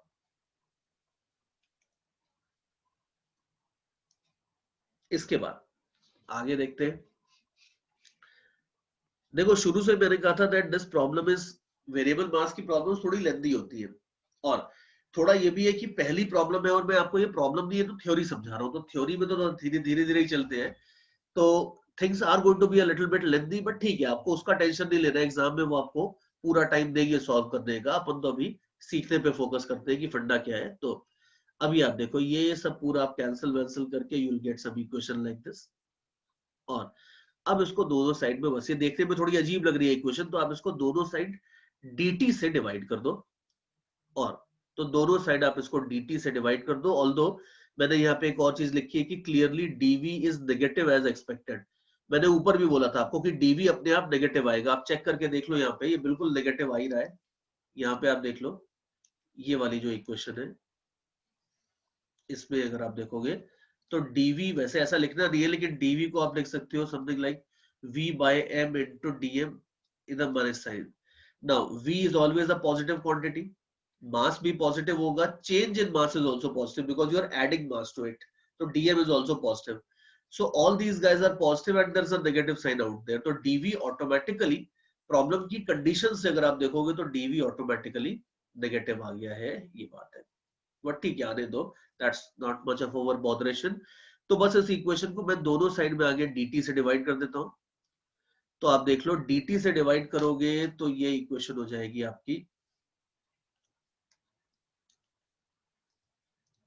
v dm by dt is equal to minus m dv by dt। ये इक्वेशन हो जाएगी आपकी। और अब इसमें फर्दर आप देखो कि dm by dt क्या था प्रॉब्लम में। मैं थोड़ा सा ऊपर स्क्रॉल करूंगा अभी, and you can see problem में आपको गिवन था कि जो सैंड इसके अंदर ऐड करी जा रही है, उसका जो rate of change of mass था या rate of addition of sand था, जो dm by dt, ये इन्होंने बोला था म्यू। इसको म्यू लेटर से डिनोट करें। जैसे अगर मान लो कि sand was being added at the rate of 10 kg per second, तो 10 आपका म्यू की वैल्यू 10 हो जाएगी। सैंड अगर मान लो 20 kg पर सेकंड के रेट से ऐड कर रहे थे तो म्यू का वैल्यू 20 हो जाएगा। तो किसी भी फ्लो के अंदर कितना केजी पर सेकेंड फ्लो होता है उसको अपन रेट ऑफ फ्लो बोलते हैं, और उसको अपन dm by dt से डिनोट करते हैं in all such problems. Rate of flow का मतलब होता है कि कितने केजी पर सेकेंड मटेरियल को आप ऐड कर रहे हो। तो अभी अगले स्टेप में ये dm by dt को मैंने म्यू पुट कर दिया है, बस और कुछ नहीं किया है। तो ये इक्वेशन आ जाती है आपकी फाइनली। इस इक्वेशन को लेटर से इस इक्वेशन को मैं बोल देता हूं इक्वेशन नंबर 1। और यहां तक अगर आप पहुंच गए हो तो इसका मतलब है कि आपका फिजिक्स वाला पार्ट तो ओवर हो गया है। ऑल्दो ये जो फिजिक्स वाला पार्ट था इसमें भी 80% मैथमेटिक्स ही थी, लेकिन फिर भी फिजिक्स इसके आगे और कुछ नहीं लगने वाली। अब इसके आगे बिल्कुल खाली मैथ्स लगेगी और मैथ्स का यूज करके अपन सब कुछ सॉल्व करेंगे। तो अब आप इसमें आगे बढ़ते हैं, अभी आगे देखते हैं। इस इक्वेशन में आप देख लो कि ये dv बाई dt जो है, ये dv बाई dt एक तरह से एक्सेलरेशन है। और हमने ये निकाल लिया है कि dv बाई dt बोले तो एक्सेलरेशन, हमने ये निकाल लिया है कि acceleration is v mu upon mass with a minus sign. ये हमने निकाल लिया है कि जो अपना गाड़ी है, इस गाड़ी का एक्सेलरेशन होगा आपका minus v mu upon m। और v आपका वेलोसिटी है, ये वेरिएबल है। वेलोसिटी आपको पता ही है टाइम के साथ साथ चेंज होती जा रही है। ये जो म्यू है, ये म्यू आपका कांस्टेंट है। मास जो भी ऐड हो रहा है, that rate of addition of mass is constant. और ये m जो है, ये m भी आपका वेरिएबल है। तो ये दो वेरिएबल्स हैं, और अगर ये दोनों वेरिएबल है तो एक्सेलरेशन भी वेरिएबल है। अब इसके आगे ये जो इक्वेशन मैंने 1 बनाई है, इक्वेशन 1 के आगे की जो प्रॉब्लम है, ये आपकी एक फेमिलियर प्रॉब्लम है, जिसको अपन ने मोशन इन वन डायमेंशन में खूब देखा होगा। और मोशन इन वन डायमेंशन में, इफ यू रिमेंबर, आपने देखा होगा कि अगर वेरिएबल एक्सेलरेशन वाली प्रॉब्लम आती है तो हम इंटीग्रेट करते हैं। कांस्टेंट एक्सेलरेशन अगर होता है तो हम पहले एक्सेलरेशन निकालते हैं और उसके बाद v equal to u plus a t करके एक्सेलरेशन की वैल्यू इधर डालते हैं, तो आपको वेलोसिटी मिल जाती है एट टाइम t। लेकिन अगर इस तरह का वेरिएबल एक्सेलरेशन होता है, टाइम के साथ साथ एक्सेलरेशन वेरी कर रहा होता है, तो acceleration equal to dv by dt लिखते हैं, और फिर उसके बाद dv equal to a dt लिखते हैं, और फिर दोनों साइड इंटीग्रेट करते हैं, इंटीग्रेट करके सॉल्व करते हैं। तो ये ध्यान रखना that it is always better to break down the problem into multiple parts, and this is like true understanding। कि अगर आप ये समझ जाओगे कि ये जो इक्वेशन 1 मैंने बनाई है, यहां तक तो आपका वेरिएबल मास का फंडा था, लेकिन ये इक्वेशन 1 के बाद अब मैं जो सॉल्व करूंगा, ये खाली आपका एक मोशन इन वन डायमेंशन का क्वेश्चन होगा, वेरिएबल एक्सेलरेशन का। और वेरिएबल एक्सेलरेशन में इंटीग्रेट करके अगर एक्सेलरेशन आपने निकाल लिया है, तो इंटीग्रेट करके वेलोसिटी कैसे निकाली जाती है ये हमें अच्छे से आता है। तो बस इसी को मैं आगे इंटीग्रेट करने वाला हूं। लेकिन फिर भी ये ध्यान रखना कि देखो, एक बार जब आप 12th में आ जाओगे, मैथ्स में इंटीग्रेशन पढ़ लोगे, तो 12th के बच्चों को अगर मैं लेक्चर ले रहा होता, तो 12th के बच्चों के लिए मैं ये वाले स्टेप के बाद प्रॉब्लम को छोड़ देता, बोल देता कि भाई अब इंटीग्रेशन है, तुम लोग अब मेरे से ज्यादा इंटीग्रेशन जानते हो। तो ये इक्वेशन 1 तक मैंने आपको फिजिक्स बता दी, इसके बाद इंटीग्रेशन आप लोग खुद ही कर लो, प्रॉब्लम खत्म, काम खत्म मेरा। लेकिन 11th में ऑब्वियसली ऐसा नहीं कर सकते। 11th में अभी भी इंटीग्रेशन अभी थोड़ा आपके लिए नया है, तो इंटीग्रेशन का मैं आपको सॉल्व करके दिखाता हूँ कैसे होगा आगे। देखो, सबसे पहले तो ये m को उड़ा देते हैं, ये सबसे आसान होता है, m सबसे आराम से चला जाता है। m आप देखो, m को कैसे हटा रहे हैं वो आप देखो। अपने को ये पता है that dm by dt was mu, rate of increase of mass was mu। तो इसको आप dt को दूसरे साइड पे लेके जाओ, तो dm can be written as mu dt। और यहाँ पे आप देखो, अब dm equal to mu dt आ जाता है। अब इसके आगे आप देखो, यहाँ पे इसको दोनों साइड इंटीग्रेट करके मैंने इक्वेशन लिख दिया। इसको अगर अपने को m निकालना है, तो अपने को पता है कि dm को इंटीग्रेट करके m आ जाएगा। तो इसको मैंने दोनों साइड इंटीग्रल साइन लगाया है। दोनों साइड इंटीग्रल साइन लगा के आप देख लो, इसको मैं इंटीग्रेट करूंगा। t इक्वल टू 0 के ऊपर गाड़ी का मास m0 था, और जनरल टाइम t पे अगर मास हो जाता है m, तो मैंने उसके अकॉर्डिंगली लिमिट्स भी लिए। म्यू कांस्टेंट है, तो इसको इंटीग्रल के बाहर निकाला। You can easily solve this integral. Integral solve करके आपको ये चीज मिल जाएगी ऐसे। इनफैक्ट ये मैंने नोट्स थोड़े से स्टेप्स मैंने जंप करे हैं, बिल्कुल बच्चों वाले स्टेप्स मैंने नहीं लिखे हैं, लेकिन I guess I think you can live with that. जब इसको मैं इंटीग्रेट करूंगा तो मेरे को इक्वेशन आएगी m equal to mu t, और इसके अंदर लिमिट्स रखनी होगी। लिमिट्स रख के आपको ये इक्वेशन मिल जाएगी। और इस इक्वेशन में m नॉट को दूसरे साइड में लेके जाओगे तो आपको ये आपका फाइनली मिल जाएगा मास।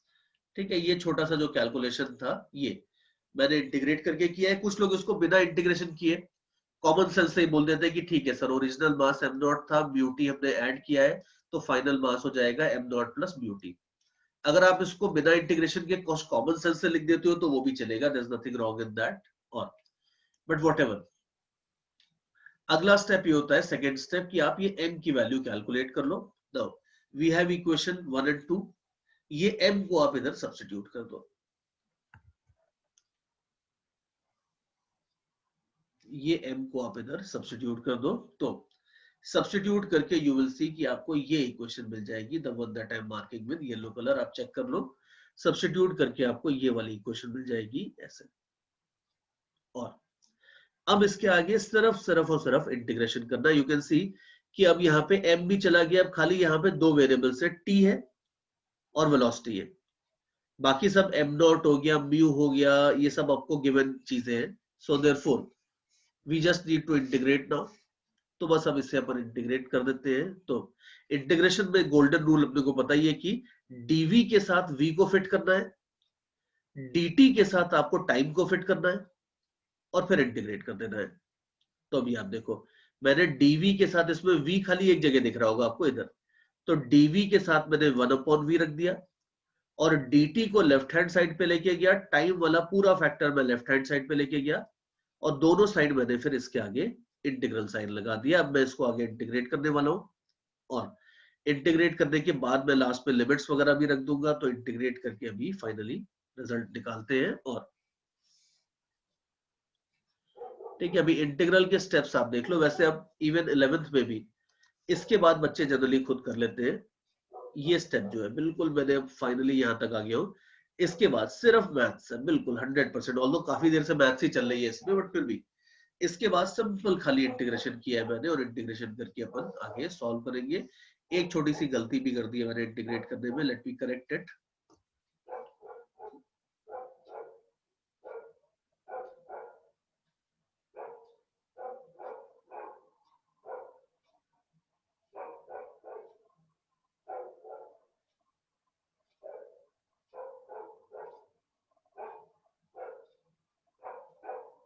ओके ठीक है, there was some lag, I think it is okay now. तो अच्छा, एक चीज और है, बीच में अभी कुछ बच्चे सजेस्ट कर रहे हैं कि अपन इसकी बजाय ये कर ले, उसकी बजाय वो कर ले। वो कर सकते हो, वो सब कर सकते हो, यही मैं शुरू से बोल रहा था। I am not giving you the shortest solution to this problem. Remember, those of you who are suggesting ideas in middle, that is good that you are suggesting, but remember कि आप इसमें, अगर मुझे मान लो ये क्वेश्चन आपने exam में दिया होता तो मैं इसको बहुत आराम से सॉल्व करके अब तक इस तरह के 4 क्वेश्चन सॉल्व करके आंसर निकाल चुका होता। ये मैं आपको थ्योरी पढ़ा रहा हूँ और थ्योरी में इस पॉइंट ऑफ व्यू से पढ़ा रहा हूँ कि जो इस तरह की बड़ी बड़ी प्रॉब्लम्स होगी वो भी आपकी सॉल्व हो जानी चाहिए। तो बहुत सारे स्टेप्स आपको हो सकता है बीच में अननेसेसरी लगे कि सर इतना ये करने की क्या जरूरत थी, इसको तो अपन डायरेक्टली देख लेते, मानता हूँ। लेकिन बड़े क्वेश्चंस में आपको ये पूरा का पूरा काम करना पड़ता है, तो उस हिसाब से मैं थ्योरी आपको बता रहा हूँ। तो यहाँ पे आपको शॉर्टकट्स नहीं ढूंढने हैं, आपको यहाँ पे इस पे फोकस करना है कि जो मैं बता रहा हूँ वो सारी चीज आपको गैदर करनी है, ग्रास्प करनी है। अब आगे इंटीग्रेशन कर लो। इंटीग्रेशन में मैंने कुछ मिस्टेक करी है, now can you point that out. ये जो स्टेप मैंने लिखा है ना, व्हाइट लाइन जो मैंने बनाई है, व्हाइट लाइन का ऊपर से जो अगला स्टेप आया है, इसके अंदर मैंने कुछ कैलकुलेशन मिस्टेक करी है। सो can you point that out. यहाँ पे कुछ कैलकुलेशन मिस्टेक है। Now let me see how many of you can point this out. हाँ, वेरी गुड वेरी गुड, बिल्कुल सही बात है। जब आप इंटीग्रेट करते हो तो एक म्यू से डिवाइड और होना चाहिए था, बिल्कुल सही बात है, परफेक्ट, वेरी गुड। तो यू कैन सी कि m naught plus mu T का इंटीग्रल कर रहा हूं डिनोमिनेटर में, तो लॉग के अंदर तो आएगा ही, लेकिन t के कोएफिशिएंट से डिवाइड भी होगा। तो अगर t के कोएफिशिएंट से डिवाइड भी करोगे तो I use a different colour to highlight the mistake. ये t से डिवाइड भी करोगे तो एक म्यू आपका नीचे भी आएगा और ये म्यू ऊपर वाला और नीचे वाला कैंसिल हो जाएंगे। तो नेक्स्ट स्टेप ऑनवर्ड्स आपका ये जो म्यू मैं कैरी कर रहा हूँ, ये म्यू आपका नहीं दिखेगा, ये म्यू आपका बाहर कैंसिल हो जाएगा। तो इसको मैं भी हटा ही देता हूँ, जस्ट रब इट आउट। तो there will be a minus sign, fine, but that mu will go off. और आगे के स्टेप्स में मैं हर जगह वो म्यू हटाने वाला हूँ। तो ये म्यू अगर आप हटा ही दोगे तो बेटर है।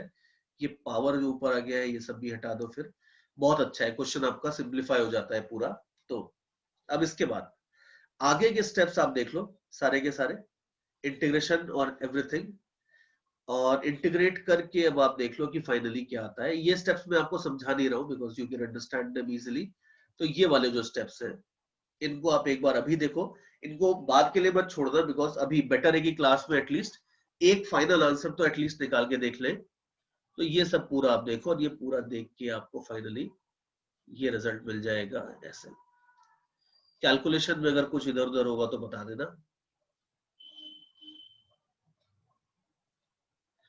ओके, माइनस साइन कहा गया, हाँ ठीक है, माइनस साइन शायद खा लिया गया है फिर से।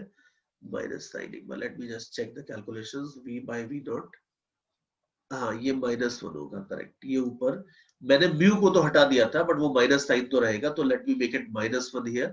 तो ये भी आपका फाइनली -1 आएगा finally. So that part is right. और देख लो कहीं कोई स्टेप समझ में नहीं आया हो तो पूछ लेना बिकॉज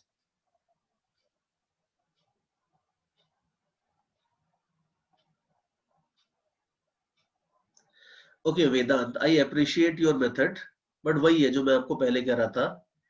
और अभी मैं आपको एक बड़ा क्वेश्चन देता हूं and you try solving it in 2 lines, you would not be able to.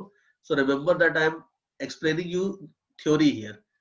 तो ज्यादा इसमें वो मत सोचना कि यार ये तो 2 लाइन में हो सकता था, 3 लाइन में हो सकता था, बिल्कुल हो सकता था, लेकिन बड़े क्वेश्चंस 2 या 3 लाइन में नहीं हो सकते। इसका अगला क्वेश्चन ही आप देखना, वो आप मेरे को 2-3 लाइन में करके बताओगे तो ठीक होगा। बाकी ये फंडा है।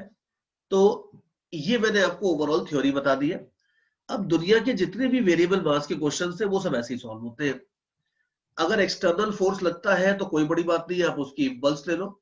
जैसे अभी आप आगे देखो, एक बार मैं वापस आपको स्क्रॉल करके, पहले तो यहाँ पे एक बार बता दो, यहां तक किसी को कोई डाउट है तो पूछ लो पहले, एनीथिंग एट ऑल।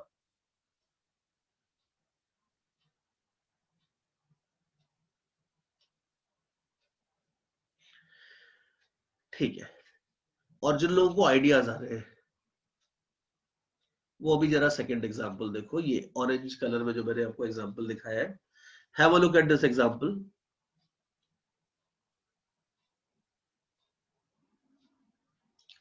देखो जो अपना प्रीवियस एग्जांपल था उसी को मैंने कंटिन्यू कर दिया है। उसी में मैंने बोल दिया है कि गाड़ी के व्हील्स व्हील्स निकाल दो, ग्राउंड पे लेके आ जाओ और कोएफिशिएंट ऑफ फ्रिक्शन म्यू डाल दो, तो एक फ्रिक्शनल फोर्स भी लगने लगेगा। व्हील्स की वजह से फ्रिक्शनल फोर्स और कॉम्प्लिकेट हो जाता है, इसलिए मैंने व्हील्स हटा दिए, फ्रिक्शनल कोएफिशिएंट म्यू डाल दिया। और मान लो दैट देयर इज सम गाय, आपने एक बंदा भी हायर कर लिया है, उस बंदे को बोला है कि भाई तू गाड़ी को खींच आगे से। तो अभी आप देखो, अब मैं धीरे धीरे आपको आपको थोड़ा सा बेटर लेवल पे लेके जा रहा हूँ। जो एक्चुअल प्रॉब्लम है, जो अभी फर्स्ट प्रॉब्लम थी, दिस वाज टू इजी, वो ये नहीं पूछने वाले आपको जेई में, वो पूछेंगे तो कुछ बेटर चीज पूछेंगे। तो अभी अपन धीरे धीरे उसके ऊपर आ रहे हैं। तो अभी आप देखो, ये गाड़ी है, मैंने 2 नई चीजें करी है, फोर्सेस लगाए इसमें। एक एक्सटर्नल फोर्स एफ है, so there is some guy who is pulling this whole system, तो ये फोर्स लगा रहा है एफ। और दूसरा मैंने कोएफिशिएंट ऑफ फ्रिक्शन दे दिया है। तो ये ब्लू कलर से अब आप देखो जो फिगर के अंदर 2 फोर्सेस है, ये एडिशनल फोर्सेस हो गए। और क्वेश्चन ये है कि सब कुछ आपको दोबारा निकालना है, you again have to calculate speed as a function of time. पूरी प्रॉब्लम दोबारा सॉल्व करनी है, बट अब की बार एडिशनल चीज इतनी हो गई है कि आपने ये 2 फोर्सेस लगा दिए इस तरह से। अब इस प्रॉब्लम को जरा दोबारा सॉल्व करते हैं, ऑल्दो हम पूरा प्रॉब्लम नहीं सॉल्व करेंगे because it's already like 8-5। So concept के ऊपर ही फोकस करते हैं। अब कंसेप्ट में आपने देखा है मेनली कि जो इक्वेशन ऑफ मोशन है वहां तक आ जाती है, तो आगे तो इंटीग्रेशन मैथमेटिकल पार्ट ही है। तो वो इक्वेशन ऑफ मोशन जो होती है वो अपन निकालेंगे। मैंने यहाँ पे एक बड़ा सा वर्ड यूज किया है, differential equation. Differential equation is simple. Differential equation का मतलब यही होता है कि इस तरह की जो इक्वेशन होती है ना, एक बार ऊपर स्क्रॉल करते हैं, ये जो इक्वेशन आती है जिसको मैंने ऐसे येलो कलर से मार्क कर रखा है, this kind of an equation is called a differential equation because see anything which has an equal to in middle is an equation। और इक्वेशन के साथ साथ अगर डेरिवेटिव का साइन भी आ जाता है तो उस तरह की इक्वेशन को ये लोग डिफरेंशियल इक्वेशन बोलते हैं और इसको इंटीग्रेट करके सॉल्व करना होता है। तो मेनली कंसेप्ट वाली बात यह है कि आपको डिफरेंशियल इक्वेशन निकालनी आनी चाहिए, इंटीग्रेट तो फिर उसके बाद आप कर ही लोगे, वो मैथमेटिक्स है खाली। तो अभी आप देखो, जैसे ये पूरा एग्जांपल था, इसमें मैं अगर ये 2 फोर्सेस और लगा देता हूं, तो अगर आप सही कंसेप्ट के साथ जा रहे थे, इंपल्स मोमेंटम थ्योरम वगैरह लगा रहे थे, तो आपको इसमें हम कोई ज्यादा लास्ट क्वेश्चन में और इस क्वेश्चन में आपको कोई ज्यादा फर्क नहीं दिखेगा। लेकिन हाँ, अगर कुछ शॉर्टकट वॉर्टकट लगा रहे थे तो आपको थोड़ा थोड़ा देखने लगेगा कि हाँ, उस शॉर्टकट को आपको मॉडिफाई करके इंपल्स मोमेंटम थ्योरम की तरफ ही आना पड़ेगा। तो अगर जैसे लास्ट वाला क्वेश्चन था, लास्ट वाले क्वेश्चन में कई बच्चे कह रहे थे कि सर इसमें तो अपन मोमेंटम कंजर्व कर सकते हैं। बिल्कुल कर सकते हो, लेकिन इस क्वेश्चन में नहीं कर सकते। तो लास्ट क्वेश्चन आपकी थ्योरी थी। अब ये वाला जो क्वेश्चन है, ये इस थ्योरी का एक तरह से आप मान लो एप्लीकेशन है। और जहां पे जैसे लास्ट क्वेश्चन को, ये अगर आपको ये लास्ट वाला क्वेश्चन एग्जाम में आता है तो ठीक है, अगर आप इसको कुछ शॉर्ट तरीके से सॉल्व करना चाहते हो, आप बिल्कुल सॉल्व कर लो, there is nothing wrong in that. लेकिन अगर बड़े बड़े क्वेश्चंस आते हैं तो उसके लिए you will have to get back to your original method, and this is an example. अब इसमें आप देख लो कि अगर एक्सटर्नल फोर्सेज ये दो ब्लू वाले भी लग रहे हैं तो सारा कैलकुलेशन सेम रहेगा। बस खाली आप देख लो कि टाइम dt में यहां पे एक एक्सटर्नल इंपल्स लगेगी और ये इंपल्स हो जाएगी आपकी ऐसे। टाइम t पे आप देखो गाड़ी का जो मास है वो हो जाएगा m। तो ये जो फ्रिक्शनल फोर्स है ये भी कांस्टेंट नहीं है, फ्रिक्शनल फोर्स भी वेरिएबल है, because frictional force is mu mg और m वेरिएबल है। तो एक्सटर्नल इंपल्स हो जाएगी आपकी इतनी। और इंपल्स मोमेंटम थ्योरम में बस एक्सटर्नल इंपल्स आप ये वाली डाल दो, और जो राइट हैंड साइड था आप देख लो पूरा कैलकुलेशन, ये राइट हैंड साइड आपका पूरा सेम रहेगा। तो यहां पे मैंने कुछ भी नया कैलकुलेशन नहीं किया, ये आपका बिल्कुल सेम रहेगा। लेकिन अभी आप देखो कि ये प्रॉपर इक्वेशन बनेगी ऐसे, और इसको फिर आपको कुछ इंटीग्रेट वगैरह करके आगे सॉल्व करना होगा। बाकी अब इसमें खाली वो नहीं चलेगा कि m d v equal to minus v d m को सीधे सीधे इंटीग्रेट कर दो, वो नहीं चलेगा। तो the correct way of learning is this कि आप पहले पूरी थ्योरी समझ लो अच्छे से, फिर कहीं किसी क्वेश्चन में कुछ मॉडिफिकेशन पॉसिबल है, शॉर्ट में सॉल्व करना पॉसिबल है तो जरूर करो, लेकिन पहले पूरी थ्योरी समझना जरूरी है। बिकॉज अगर किसी बंदे ने वो फर्स्ट वाले एग्जांपल की पूरी थ्योरी ठीक से देखी नहीं है तो उसको अब आगे के क्वेश्चंस में, बड़े क्वेश्चंस में प्रॉब्लम आ सकती है। But if you have seen that then there won't be any problem at all. तो बस अब इसके आगे आप देख लो, मैं ज्यादा इसमें कुछ एक्सप्लेन करने को है नहीं, तो मैं अपने साइड से नहीं कर रहा, बट स्टिल कोई पॉइंट समझ में नहीं आएगा तो पूछ लेना इसमें, एनीथिंग एट ऑल। थोड़ा सा इसको छोटा ही कर देता हूं अभी, ठीक है। तो I focus now more on reading your doubts and chat. I think there is an internet connection issue also.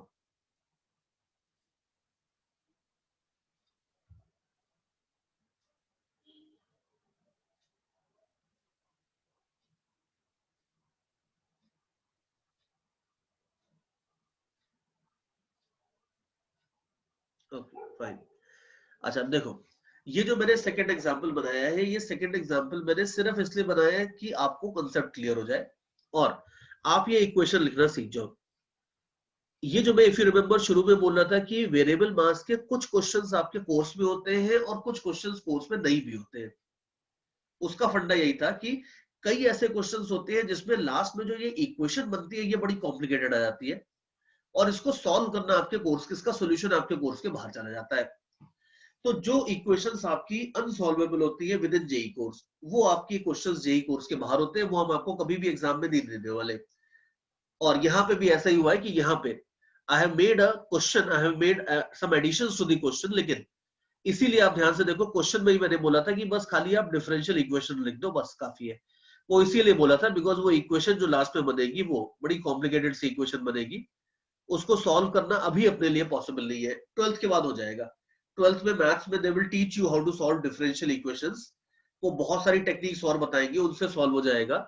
तो वैसे देखो स्ट्रिक्टली स्पीकिंग ये क्वेश्चन आउट ऑफ कोर्स नहीं है, लेकिन अभी 11th में हमने जितनी फिजिक्स में मैथ्स पढ़ी है उसमें ये आपको सॉल्व नहीं होगा। तो बस खाली अभी आप ये इक्वेशन बना के छोड़ दो, और इस इक्वेशन में m को वही पुट करेंगे m naught plus mu t, तो वो भी आप सब पुट करके final equation, super final equation बनाना चाहते हो ऐसी, तो ये भी बना लो। बट बाकी अगर ये ऊपर वाली इक्वेशन भी बना दोगे, let me call it equation 1, ये भी बना दोगे तो भी आपका काम हो गया। बस ये जरा सी बात थी, और इससे आपका काम आगे सॉल्व हो जाएगा। और अगर ये चीज आप समझ गए हो तो वेरिएबल मास के अब जितने भी क्वेश्चंस हैं वो सबके सब अल्टीमेटली इसी तरह से सॉल्व होते हैं, और ये सबके सब आपके सॉल्व हो जाएंगे, ये बात है। और चलो कोई डाउट है इसमें तो अभी पूछ लो। ओके नाउ क्या पूछ रहे हो आपकी एक्सटर्नल इम्पल्स। ओके एक डाउट है external impulse F minus mu m g कैसे आई। ठीक है वो बता देता हूं। देखो because that is the only new part here. अपने को क्वेश्चन में दिया था कि अभी लास्ट क्वेश्चन को ही देखना है। और ये लास्ट क्वेश्चन के अंदर ये जो गाड़ी है, इस गाड़ी के ऊपर दो फोर्सेस लग रहे थे। एक बंदा इसको पुल कर रहा था फोर्स F से, और दूसरा इसके ऊपर फ्रिक्शनल फोर्स लग रहा था। You know that frictional force is mu m g in such cases. तो यू कैन इजिली सी कि अब जो गाड़ी के ऊपर नेट फोर्स होगा, एक्सटर्नल फोर्स जो होगा, ये हो जाएगा F minus mu m g. और हम ये जो इंपल्स मोमेंटम थ्योरम लगाते हैं, ये कितने टाइम इंटरवल के लिए लगाते हैं? dt टाइम में। dt टाइम में जो इंपल्स होती है उसके ऊपर अपन ये पूरा का पूरा इंपल्स मोमेंटम थ्योरम लगाते हैं। तो देयरफॉर एक्सटर्नल फोर्स है अगर F minus mu m g, तो रिमेंबर इंपल्स की डेफिनेशन क्या होती थी? फोर्स इनटू टाइम होता था इंपल्स। तो फोर्स मल्टीप्लाइड बाय टाइम, ये हो जाएगा आपका इंपल्स। वेरी इजी, ये करना है। So I think that takes care of one doubt. Let me again have a look, और कोई डाउट है तो।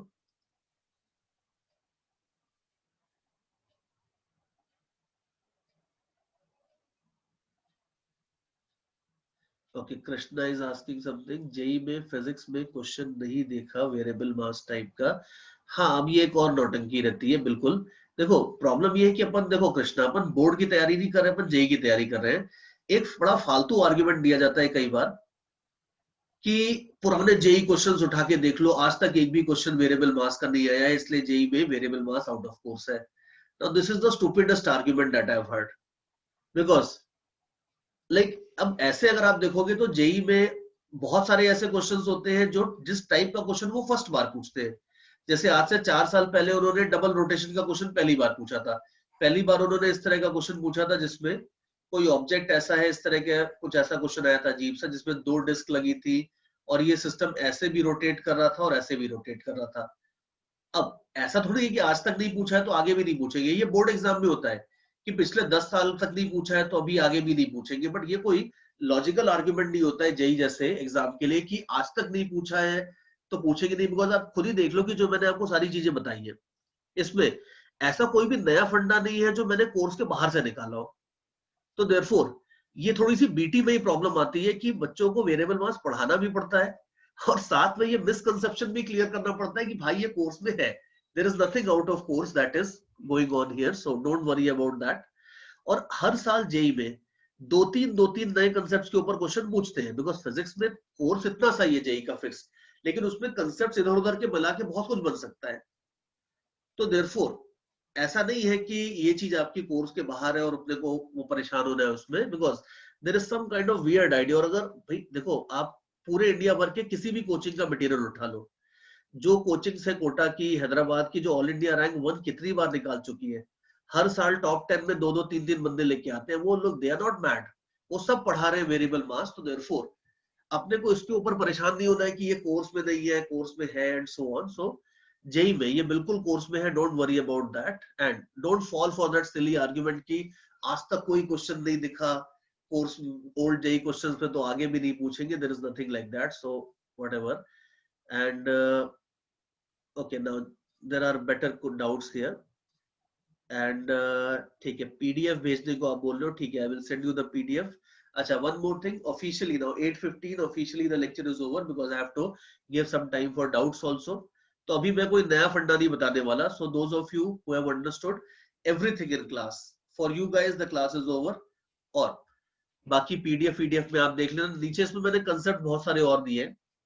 ये तो खाली एक चीज थी, इसके नीचे मैंने बड़ी सारी चीजें और दे रखी है। एग्जाम्पल्स मैंने और लिए, एक रेन ड्रॉप का एग्जाम्पल लिया है, कि मैंने रॉकेट प्रोपल्शन का एग्जाम्पल लिया है, और कई सारे एग्जाम्पल्स लिए। तो ये सारे एग्जाम्पल्स हैं। फंडे कुछ और दे रखे हैं नीचे यहाँ पे। तो ये जिन लोगों को अभी तक सब कुछ समझ में आ गया है, उन लोगों को अभी और लेक्चर में आप कुछ भी काम नहीं आपका, you can enjoy your life now. बाकी पीडीएफ जरूर देख लेना, उसमें आपको और एग्जाम्पल्स और थोड़ी सी चीजें मिल जाएंगी। बाकी जिनको डाउट्स है I will cater to that now. अभी डाउट्स पूछ लो एक।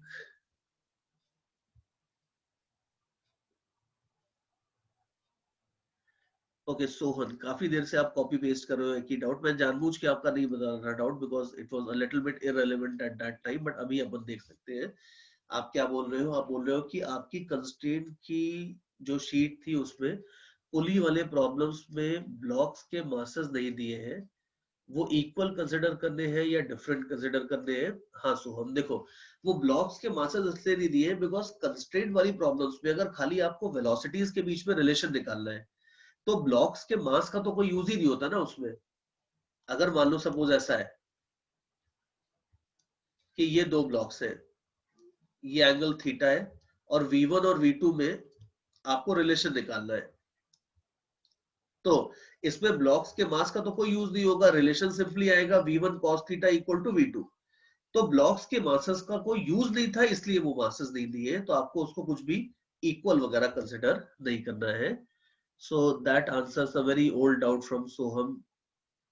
There are multiple Sohams here, so जिस सोहम का डाउट था वो समझ जाएगा कि मैंने उसका डाउट आंसर किया है। अभी और आगे देखते हैं। अच्छा एक बार और बता दो, जिसका कोई डाउट ऑलरेडी पूछा था and if your doubt has not been answered, can you just paste copy paste your doubt again, because मेरे पास बहुत सारे मैसेज आ रहे हैं। जो बच्चे अभी लेक्चर से जा रहे थे वो बाय बाय करके भी जा रहे थे, तो suddenly I got 50 by messages also. So can you maybe, जिसका डाउट आंसर नहीं हो अभी तक, can you just paste it again? Okay, let me see. Another thing, do you recommend doing Aerodove or any other material for physics? At this point, I do HCV and module and previous year. See, generally this is sufficient. HCV plus module plus previous years is sufficient for now. Aerodove is a nice book, but Irodov करनी है तो अभी अगर आपके पास extra time है तो एरोडोव कर लो, कोई प्रॉब्लम नहीं है। एक्स्ट्रा करने से फायदा ही होता है। अदरवाइज आप एरोडोव को रिवीजन के टाइम पे भी कर सकते हो, 12th में रिवीजन के टाइम पे भी आप एरोडोव कर सकते हो। तो it is kind of optional. अगर ऑलरेडी आपका लेटर से कि बीटी के टेस्ट में बहुत अच्छे मार्क्स आ रहे हैं, आप टॉप 10 टॉप 50 के अंदर ऑलरेडी हो और आपके पास एक्स्ट्रा टाइम है तो आप एरोडोव कर लो। अदरवाइज आपको HCV plus module plus previous years, अगर आप इतना काम भी अच्छे से कर लेते हो तो this is sufficient for getting you a very good rank. So अभी के लिए इतना काफी है। और अच्छा, कुछ बच्चे इंटीग्रेशन को लेके परेशान है। देखो इंटीग्रेशन में परेशानी कुछ तो रहती है कई बार, because personally in my batches I teach integration in great detail. मैं इंटीग्रेशन के ऊपर अलग से काफी सारे असाइनमेंट्स वगैरह भी देता हूँ, और वो और उसको थोड़ा सा टाइम भी देता हूँ। इंटीग्रेशन को थोड़ी एक्स्ट्रा क्लास वगैरह लेके उसको और एप्लीकेशंस को अच्छे से शुरू में क्लियर करता हूँ। बट वो चीज अगर नहीं करी है तो इंटीग्रेशन में दिक्कत आएगी, स्पेशली अगर प्रैक्टिस नहीं करी है। तो अगर किसी को इंटीग्रेशन में ज्यादा दिक्कत आ रही है और आपको थोड़ी सी एक्स्ट्रा प्रैक्टिस चाहिए, कई बार ऐसा होता है कि सर सब कुछ तो हो गया, बट वो जो आप बोल रहे थे कि इंटीग्रेशन में जो अगर मान लो सपोज ऐसा इंटीग्रल आ जाता है 1 + 2x dx, तो अब ये इंटीग्रल हो जाता है ln 1 + 2x/2। अब कई बार बच्चों को डाउट होता है कि सर ये 2 कहां से आ गया नीचे। ये बिल्कुल इंटीग्रेशन का डाउट है, there is no physics involved here. तो अगर इंटीग्रेशन में आपको दिक्कत आ रही है, इफ यू फील कि कोई थोड़ी प्रैक्टिस चाहिए, तो मेरे को आप पर्सनल मैसेज कर दो अलग से, टेलीग्राम पे व्हाट्सएप पे कहीं भी आप मेरे को एक पर्सनल मैसेज डाल दो। मेरे पास इंटीग्रेशन के डिफरेंशिएशन के बहुत अच्छे असाइनमेंट्स बना के रखे हैं मैंने, वो असाइनमेंट्स मैं आपको दे दूंगा, तो आप उसमें एक्स्ट्रा प्रैक्टिस के क्वेश्चंस कर सकते हो। फोन नंबर चाहिए आपको? ठीक है, I give you the number also, 8800245203। Although I don't think that you need my number for sending me messages on Telegram, but ठीक है, in case you need it, ठीक है। किसी को अगर इंटीग्रेशन डिफरेंशिएशन का मटेरियल चाहिए तो आप मेरे को अलग से मैसेज कर दो, मैं आपको भेज दूंगा। और देखते हैं भाई और क्या डाउट है किसी का।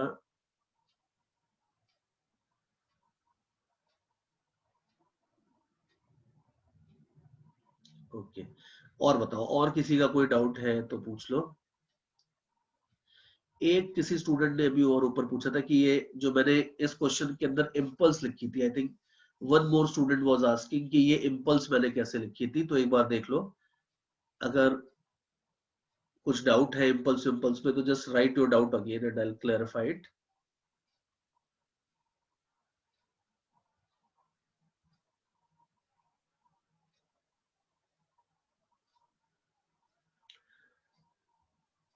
ओके, कई बच्चे कह रहे हैं कि असाइनमेंट इंटीग्रेशन का आप चैनल पे ही भेज दो।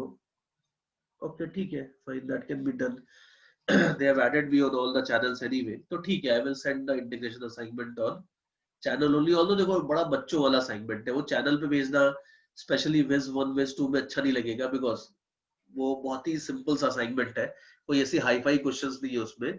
वो खाली उन्हीं स्टूडेंट्स के लिए है जिनका इंटीग्रेशन एक्चुअली थोड़ा सा वीक है, थोड़ी फिजिक्स में दिक्कत आती है. तो बट ठीक है, चलो भेज दूंगा, उसमें लिंक भी दूंगा, जिसको करना है वो कर लेगा उस असाइनमेंट को. और okay, Mandar is asking something. Okay, what if अगर पी वाई क्यू सॉल्व नहीं हो पा रहे हो तो. देखो, अगर पास्ट ईयर क्वेश्चंस आप सॉल्व नहीं कर पा रहे हो तो ये बड़ा इशू है, बिकॉज अगर आप मॉड्यूल के कुछ क्वेश्चंस नहीं सॉल्व कर पा रहे हो तो वो चलेगा, बिकॉज मॉड्यूल में कुछ क्वेश्चंस हैं जो एक्चुअली बहुत टफ है, वो चल जाएगा. बट पास्ट ईयर क्वेश्चंस अगर आपसे नहीं सॉल्व हो पा रहे हैं तो ये बड़ा सीरियस इशू है. हाँ, लेकिन अगर ऐसा है कि पास्ट ईयर में आप लेट अस से 90% क्वेश्चन सॉल्व कर लेते हो और 10% नहीं सॉल्व हो पाते हैं तो वो फिर भी चलेगा, बिकॉज पास्ट ईयर क्वेश्चंस में भी ऑब्वियसली जेई एडवांस है, तो कुछ क्वेश्चंस तो अच्छे पूछे उन्होंने. तो अगर 5-10% क्वेश्चंस आप सॉल्व नहीं कर पाते हो वो चलेगा. लेकिन अगर मोर देन 10% क्वेश्चंस आप सॉल्व नहीं कर पा रहे हो प्रीवियस ईयर क्वेश्चन में, तो it is a big problem, because previous year question में बहुत सारे क्वेश्चन तो आपको मेंस के भी देते हैं उसमें. तो इट्स अ मिक्सचर जिसमें आपकी मेजॉरिटी क्वेश्चंस मेंस के होते हैं, बिकॉज मेंस आपको आइडिया है कि बहुत सारे मेंस होते हैं, तो मेंस के मिला के बहुत सारे क्वेश्चंस हो जाते हैं. तो प्रीवियस ईयर क्वेश्चन में अगर आप बहुत सारे क्वेश्चंस नहीं सॉल्व कर पा रहे हो तो आपको अपने सब्जेक्ट के ऊपर वर्क करना पड़ेगा, बिकॉज दैट इंडिकेट्स कि आपका टॉपिक वीक है. और अगर 5-10% कोई ऐसा एक आध क्वेश्चन सॉल्व नहीं कर पा रहे हो तो वो चलता है. जेई में कभी कभी बहुत अजीब क्वेश्चन पूछ लेते हैं. तो मंदार, एक बार मेरे को ये बता दो मे बी कि कौन सा वाला केस है. Is it that you're not able to solve most of the questions from previous year, or some questions, few questions? Few तो चलेगा, फ्यू में कोई प्रॉब्लम नहीं है, वो चलेगा. और ज्यादातर में दिक्कत है तो okay, you are not able to solve most of the questions and then there is a problem, then there is a serious problem. और उसका फिर वो that is only an indication कि आपका टॉपिक वीक है. वो वाला जिस भी टॉपिक में आपको दिक्कत आ रही है वो टॉपिक आपको इंप्रूव करना होगा. अब टॉपिक कैसे इंप्रूव करोगे? देखो, टॉपिक इंप्रूव करने के 2-3 तरीके हैं. और हालांकि अब देखो, ऑनेस्टली वो टॉपिक को, पुराने टॉपिक्स को उठा के इम्प्रूव करना बहुत टाइम कंज्यूमिंग होता है. लेकिन one thing that you can do is कि आप सॉल्व एग्जांपल्स देख सकते हो बहुत सारे, एचसी वर्मा में भी, मॉड्यूल में भी, या किसी भी और कोई बुक्स वगैरह भी अगर आपके पास हो, ऐसी कोई भी एक बुक हो जिसमें बहुत सारे सॉल्व एग्जांपल्स हैं, तो वो सॉल्व एग्जांपल्स देख के आप अपनी थ्योरी थोड़ी थोड़ी बना सकते हो. That is one way. It is a time taking process. This is something like कि अगर आप मानो सपोज लेट से जिम जाते हो और जिम जाके आप कुछ तो गड़बड़ करते हो एंड इफ यू लेट से पुल अ मसल. अब मसल पुल होने के बाद अगर आपको वापस शेप में आना है तो थोड़ा सा पेशेंस भी लगती है और टाइम भी लगता है. You can't just go back to the gym और आप पुल्ड मसल के साथ डबल एक्सरसाइज करोगे और आपको बॉडी बन जाएगी. That's not going to happen. So therefore अगर आपके पुराने चैप्टर्स में दिक्कत आ रही है तो आपको धीरे धीरे धीरे इन चैप्टर्स को एक एक करके उठाना है और पेशेंटली इसकी थ्योरी पढ़नी है पूरी, दोबारा पूरा इसके अच्छे अच्छे एग्जांपल्स लेके दोबारा सॉल्व करने हैं. और वो कंसेप्ट बनाने के बाद फिर आपको धीरे धीरे प्रीवियस ईयर क्वेश्चंस बनना शुरू हो जाएगा. This is what you have to do with the old chapters.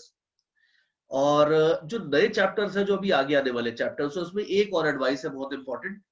देखो, कभी भी अगर फिजिक्स, केमिस्ट्री, मैथ्स किसी भी सब्जेक्ट में अगर आपको इस तरह की दिक्कत आ रही हो कि वो सब्जेक्ट ओवरऑल वीक चल रहा है, इसमें एक बहुत इंपॉर्टेंट तरीका होता है जिससे आपका वो सब्जेक्ट मोस्ट प्रोबेबली धीरे धीरे सुधर जाएगा. और वो ये है कि टीचर जो भी चैप्टर पढ़ाने वाले, वो चैप्टर आप एक बार पढ़ के जाओ. एचसी वर्मा से पढ़ लो, एनसीईआरटी से मत पढ़ना, बिकॉज उससे आप पहली बार पढ़ोगे तो आपको कुछ समझ में नहीं आएगा ठीक से. लेकिन जो टॉपिक टीचर पढ़ाने वाले हैं वो टॉपिक अगर आप एक बार पहले किसी भी बुक से, रेस्टिक हैलिडे से, एचसी वर्मा से, या किसी भी अच्छी थ्योरी बुक से, अगर आप इवन मॉड्यूल से भी अगर आप थोड़ा सा पढ़ के जाते हो तो आपकी सब्जेक्ट की अंडरस्टैंडिंग बहुत बेटर हो जाएगी. और वो अंडरस्टैंडिंग, अगर आपकी क्लास की अंडरस्टैंडिंग बेटर हो गई तो आपको धीरे धीरे ओवरऑल वो टॉपिक बेटर होता जाएगा. वो टॉपिक आप देखना, आपका बहुत फर्क पड़ जाएगा. ये मैं यूज करता था when I was in IT. IT में हमारे साथ प्रॉब्लम क्या थी कि हमारा बहुत छोटा सा बैच था इंजीनियरिंग फिजिक्स का. There were only 16 students. और 16 में 2-3 बंदे बहुत ही खतरनाक थे। हमारा जो डिपार्टमेंट के दो टॉपर्स थे, ऋषि शर्मा था और शांतनु जाधव। ये दोनों अलग लेवल पे सोचते थे, मतलब हम इनके आसपास भी नहीं आते थे बिल्कुल। एक और बंदा था, अजय करके भी बंदा था, वो पढ़ता थोड़ा कम था लेकिन वो भी he was also quite brilliant. तो ये 2-3 बंदे क्लास में माहौल खराब करते थे पूरा। मतलब जो चीज हमें 1 घंटे में समझ में आने वाली होती थी, इनको 5 मिनट में समझ में आ जाती थी। अच्छा, और आईटी में प्रॉफ्स क्या है कि आईटी में प्रॉफ्स मान के चलते कि यार तुम लोग तो जेई क्लियर करके आए हो, तो तुम लोग तो बहुत ही ब्रिलियंट हो, तुमको पढ़ाने की तो जरूरत ही नहीं है, तुमको थोड़ा थोड़ा बता दिया तो तुम लोग तो बाकी खुद ही कर लोगे। They have this attitude, that's and it generally works also because IITians are good. तो अगर आप उनको नहीं भी पढ़ाओ तो भी उनको बस थोड़ा सा बूस्ट कर दो तो वो काम कर लेते हैं अपना। तो हमें शुरू में बड़ी दिक्कत आती थी क्योंकि जो भी प्रॉफ आते थे वो इन 3 बच्चों को देख के पढ़ाते थे, तीनों फर्स्ट बेंच पे बैठते थे, और जैसे ही इनको समझ में आता था वैसे यस सर करके सिर हिलाना शुरू करते थे। सर को लगता था कि सबको समझ में आ गया, सर आगे बैठ बढ़ जाते थे और हम लोग पीछे छूट जाते थे। तो शुरू में 1-2 सेमेस्टर तक तो बहुत प्रॉब्लम आई, कुछ समझ में नहीं आता था कि कब सर क्लास में आए, कब क्या पढ़ाया, क्या पढ़ा के निकल गए। We weren't able to understand anything। फिर उसके बाद मैंने ये काम शुरू किया जो मैं आपको बोल रहा हूँ कि जो भी चैप्टर पढ़ाने वाले होते थे सर, वो मैं 1 हफ्ते पहले से पढ़ना शुरू कर देता था, और 1 वीक में लगभग वो पूरा चैप्टर मैं एक बार रीड करके जाता था। ऑब्वियसली सब कुछ पढ़ के नहीं समझ में नहीं आएगा, लेकिन फिर भी अगर 50-60% भी आप अपने खुद से करके जाओगे तो क्लास में आप ये लेवल से स्टार्ट नहीं करोगे, क्लास में आप ये वाले लेवल से स्टार्ट करोगे। और फिर मैंने देखा that I was able to compete with these 3 guys because I was essentially cheating कि रेस में मैं 50 मीटर की रेस में मैं 25 मीटर के मार्क से स्टार्ट कर रहा था, बट ऑप्शन क्या था मेरे पास। तो अगर ऐसे हो सकता है कि वो लोग भी पढ़ के आते हो, आई स्टिल डोंट नो वो लोग पढ़ के आते थे या they were genuinely brilliant, I don't know, still don't know that, but ये स्ट्रैटेजी क्लास में 100% वर्क करती है पीसीएम किसी भी सब्जेक्ट में। अगर आपको अपनी क्लास की अंडरस्टैंडिंग बूस्ट करनी हो तो आप पहले से पढ़ के जाओ, पहले से अच्छे से पढ़ के जाओ। ये मत फालतू आइडियाज मन में लाओ कि सर मैं तो कोचिंग दे रहा हूँ, तो अब तो सर का, कोचिंग वाले टीचर की रिस्पॉन्सिबिलिटी है मेरे को समझाने की, तो आप तो बोल रहे हो कि आप सेल्फ स्टडी करके जाओगे तो फिर कोचिंग लेने का ही क्या फायदा। And don't get into such stupid arguments.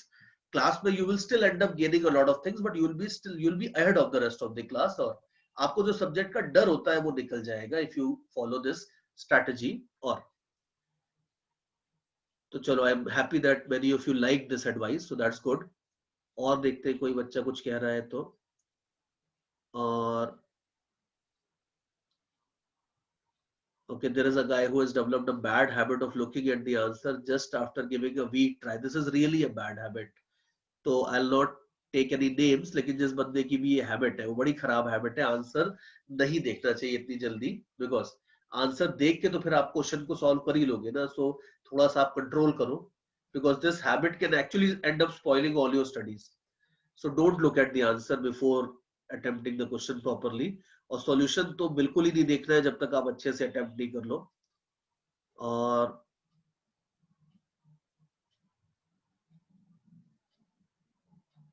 Okay, Sarvesh as usual is typing in bold capital letters. Sarvesh क्या कह रहे हो भाई सुबह सुबह? Can you please tell which topic you will start in today in rotation? Okay चलो, good that you are taking the advice properly. अभी अभी अपना जो सीओसी 1 का जो मैं बैच ले रहा हूँ उसके अंदर मेरा रोटेशन ऑलरेडी चल रहा है। मोमेंट ऑफ इनर्शिया चल रहा था अपना, टॉर्क पढ़ा चुका था मैं, मोमेंट ऑफ इनर्शिया का एक क्लास हो गया था। आज की क्लास में एक तो मोमेंट ऑफ इनर्शिया कंटिन्यू होगा फॉर हाफ द क्लास रफली।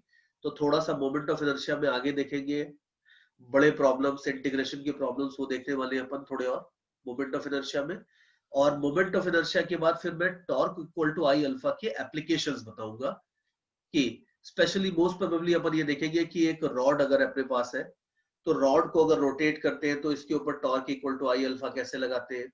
या जो मास पुली सिस्टम्स आपने न्यूटन्स लॉ में देखे थे, वहां पे तो अपन पुली को मासलेस बोल देते थे, तो यहाँ पे अपन देखेंगे कि अगर पुली में मास आ जाता है तो फिर वो torque equal to I alpha से कैसे सॉल्व होगी। ये सब चीजें अपन आज देखने वाले हैं। And I am happy that you guys are planning to read something and come, so that will be good. और एक और क्वेश्चन है, is the centre of mass of a rocket on the surface of earth? I didn't exactly get आप क्या बोल रहे हो, but rocket का जो सेंटर ऑफ मास होगा, आप शायद ये पूछ रहे हो कि रॉकेट का सेंटर ऑफ मास कहाँ पे होगा। देखो रॉकेट का centre of mass, rocket initially start करते टाइम अर्थ के ऊपर था और अर्थ की ग्रेविटी भी होती है। अर्थ की ग्रेविटी को अगर आप एक सेकंड के लिए नेग्लेक्ट कर दो तो centre of mass of the system will not move. In fact अच्छा क्वेश्चन है अथर्व, तो I think everybody should listen to the answer. Question ये है बेसिकली कि जब आप रॉकेट को फायर कर रहे हो, एक सेकंड के लिए अगर आप अर्थ की ग्रेविटी को नेग्लेक्ट कर दो, जब आप रॉकेट को फायर करोगे तो रॉकेट तो ऊपर जाता है, लेकिन रॉकेट का मतलब इस पूरे सिस्टम का सेंटर ऑफ मास कहां पे रहता है। तो अगर आप पूरे सिस्टम का सेंटर ऑफ मास देखोगे, रॉकेट प्लस जितना फ्यूल था, तो अगर अर्थ की ग्रेविटी नेग्लेक्ट कर दो तो एक्सटर्नल फोर्स तो है नहीं, और अगर एक्सटर्नल फोर्स नहीं है तो सेंटर ऑफ मास का डिस्प्लेसमेंट भी नहीं होगा। तो रॉकेट और उसके अंदर जो टोटल फ्यूल था, वो पूरा का पूरा सेंटर ऑफ मास अगर इनिशियली इधर था तो फाइनली भी वो सेंटर ऑफ मास यही होना चाहिए। The centre of mass of the whole system will not move. और अगर ग्रेविटी भी कंसिडर कर लो तो ग्रेविटी की वजह से तो और सब चीजें नीचे ही आती है, तो सेंटर ऑफ मास आपका ऊपर नहीं जाएगा, सेंटर ऑफ मास इनफैक्ट और नीचे चला जाएगा। लेकिन ये तब है जब आप रॉकेट और उसके पूरे फ्यूल को लेते हो सिस्टम तब। पूरे फ्यूल से मतलब है कि जो फ्यूल आपने शुरू में जेट किया, जो बाद में जेट किया, पूरे कंप्लीट फ्यूल को अगर आप लेते हो तो सेंटर ऑफ मास पूरे सिस्टम का कहीं नहीं जाने वाला है, वो अर्थ की सरफेस के ऊपर ही रहेगा। लेकिन हाँ, अगर आप जो फ्यूल निकल गया है उसको छोड़ देते हो, खाली ये बोलते हो कि सर जो रॉकेट जा रहा है उसका सेंटर ऑफ मास का होगा, तो जो रॉकेट है खाली उसका सेंटर ऑफ मास तो ऑब्वियसली ऊपर जाएगा बिकॉज रॉकेट ऊपर जा रहा है। बट जो क्वेश्चन आप पूछ रहे थे अथर्व, उसका मीनिंग यही था अल्टीमेटली, जिस बंदे ने क्वेश्चन बनाया है उसका मतलब खाली रॉकेट नहीं था, उसका मतलब था रॉकेट और जितना फ्यूल निकल गया है everything. So the answer is that the centre of mass will be only simply at the center of, sorry, simply at the surface of earth only. Okay, chalo guys, I think it's time to say goodbye now because I have another class from 8:45. So see you, I think a day after tomorrow, maybe in the next class, और कुछ और अच्छी चीजें देखेंगे impulse momentum centre of mass की। Till then bye bye.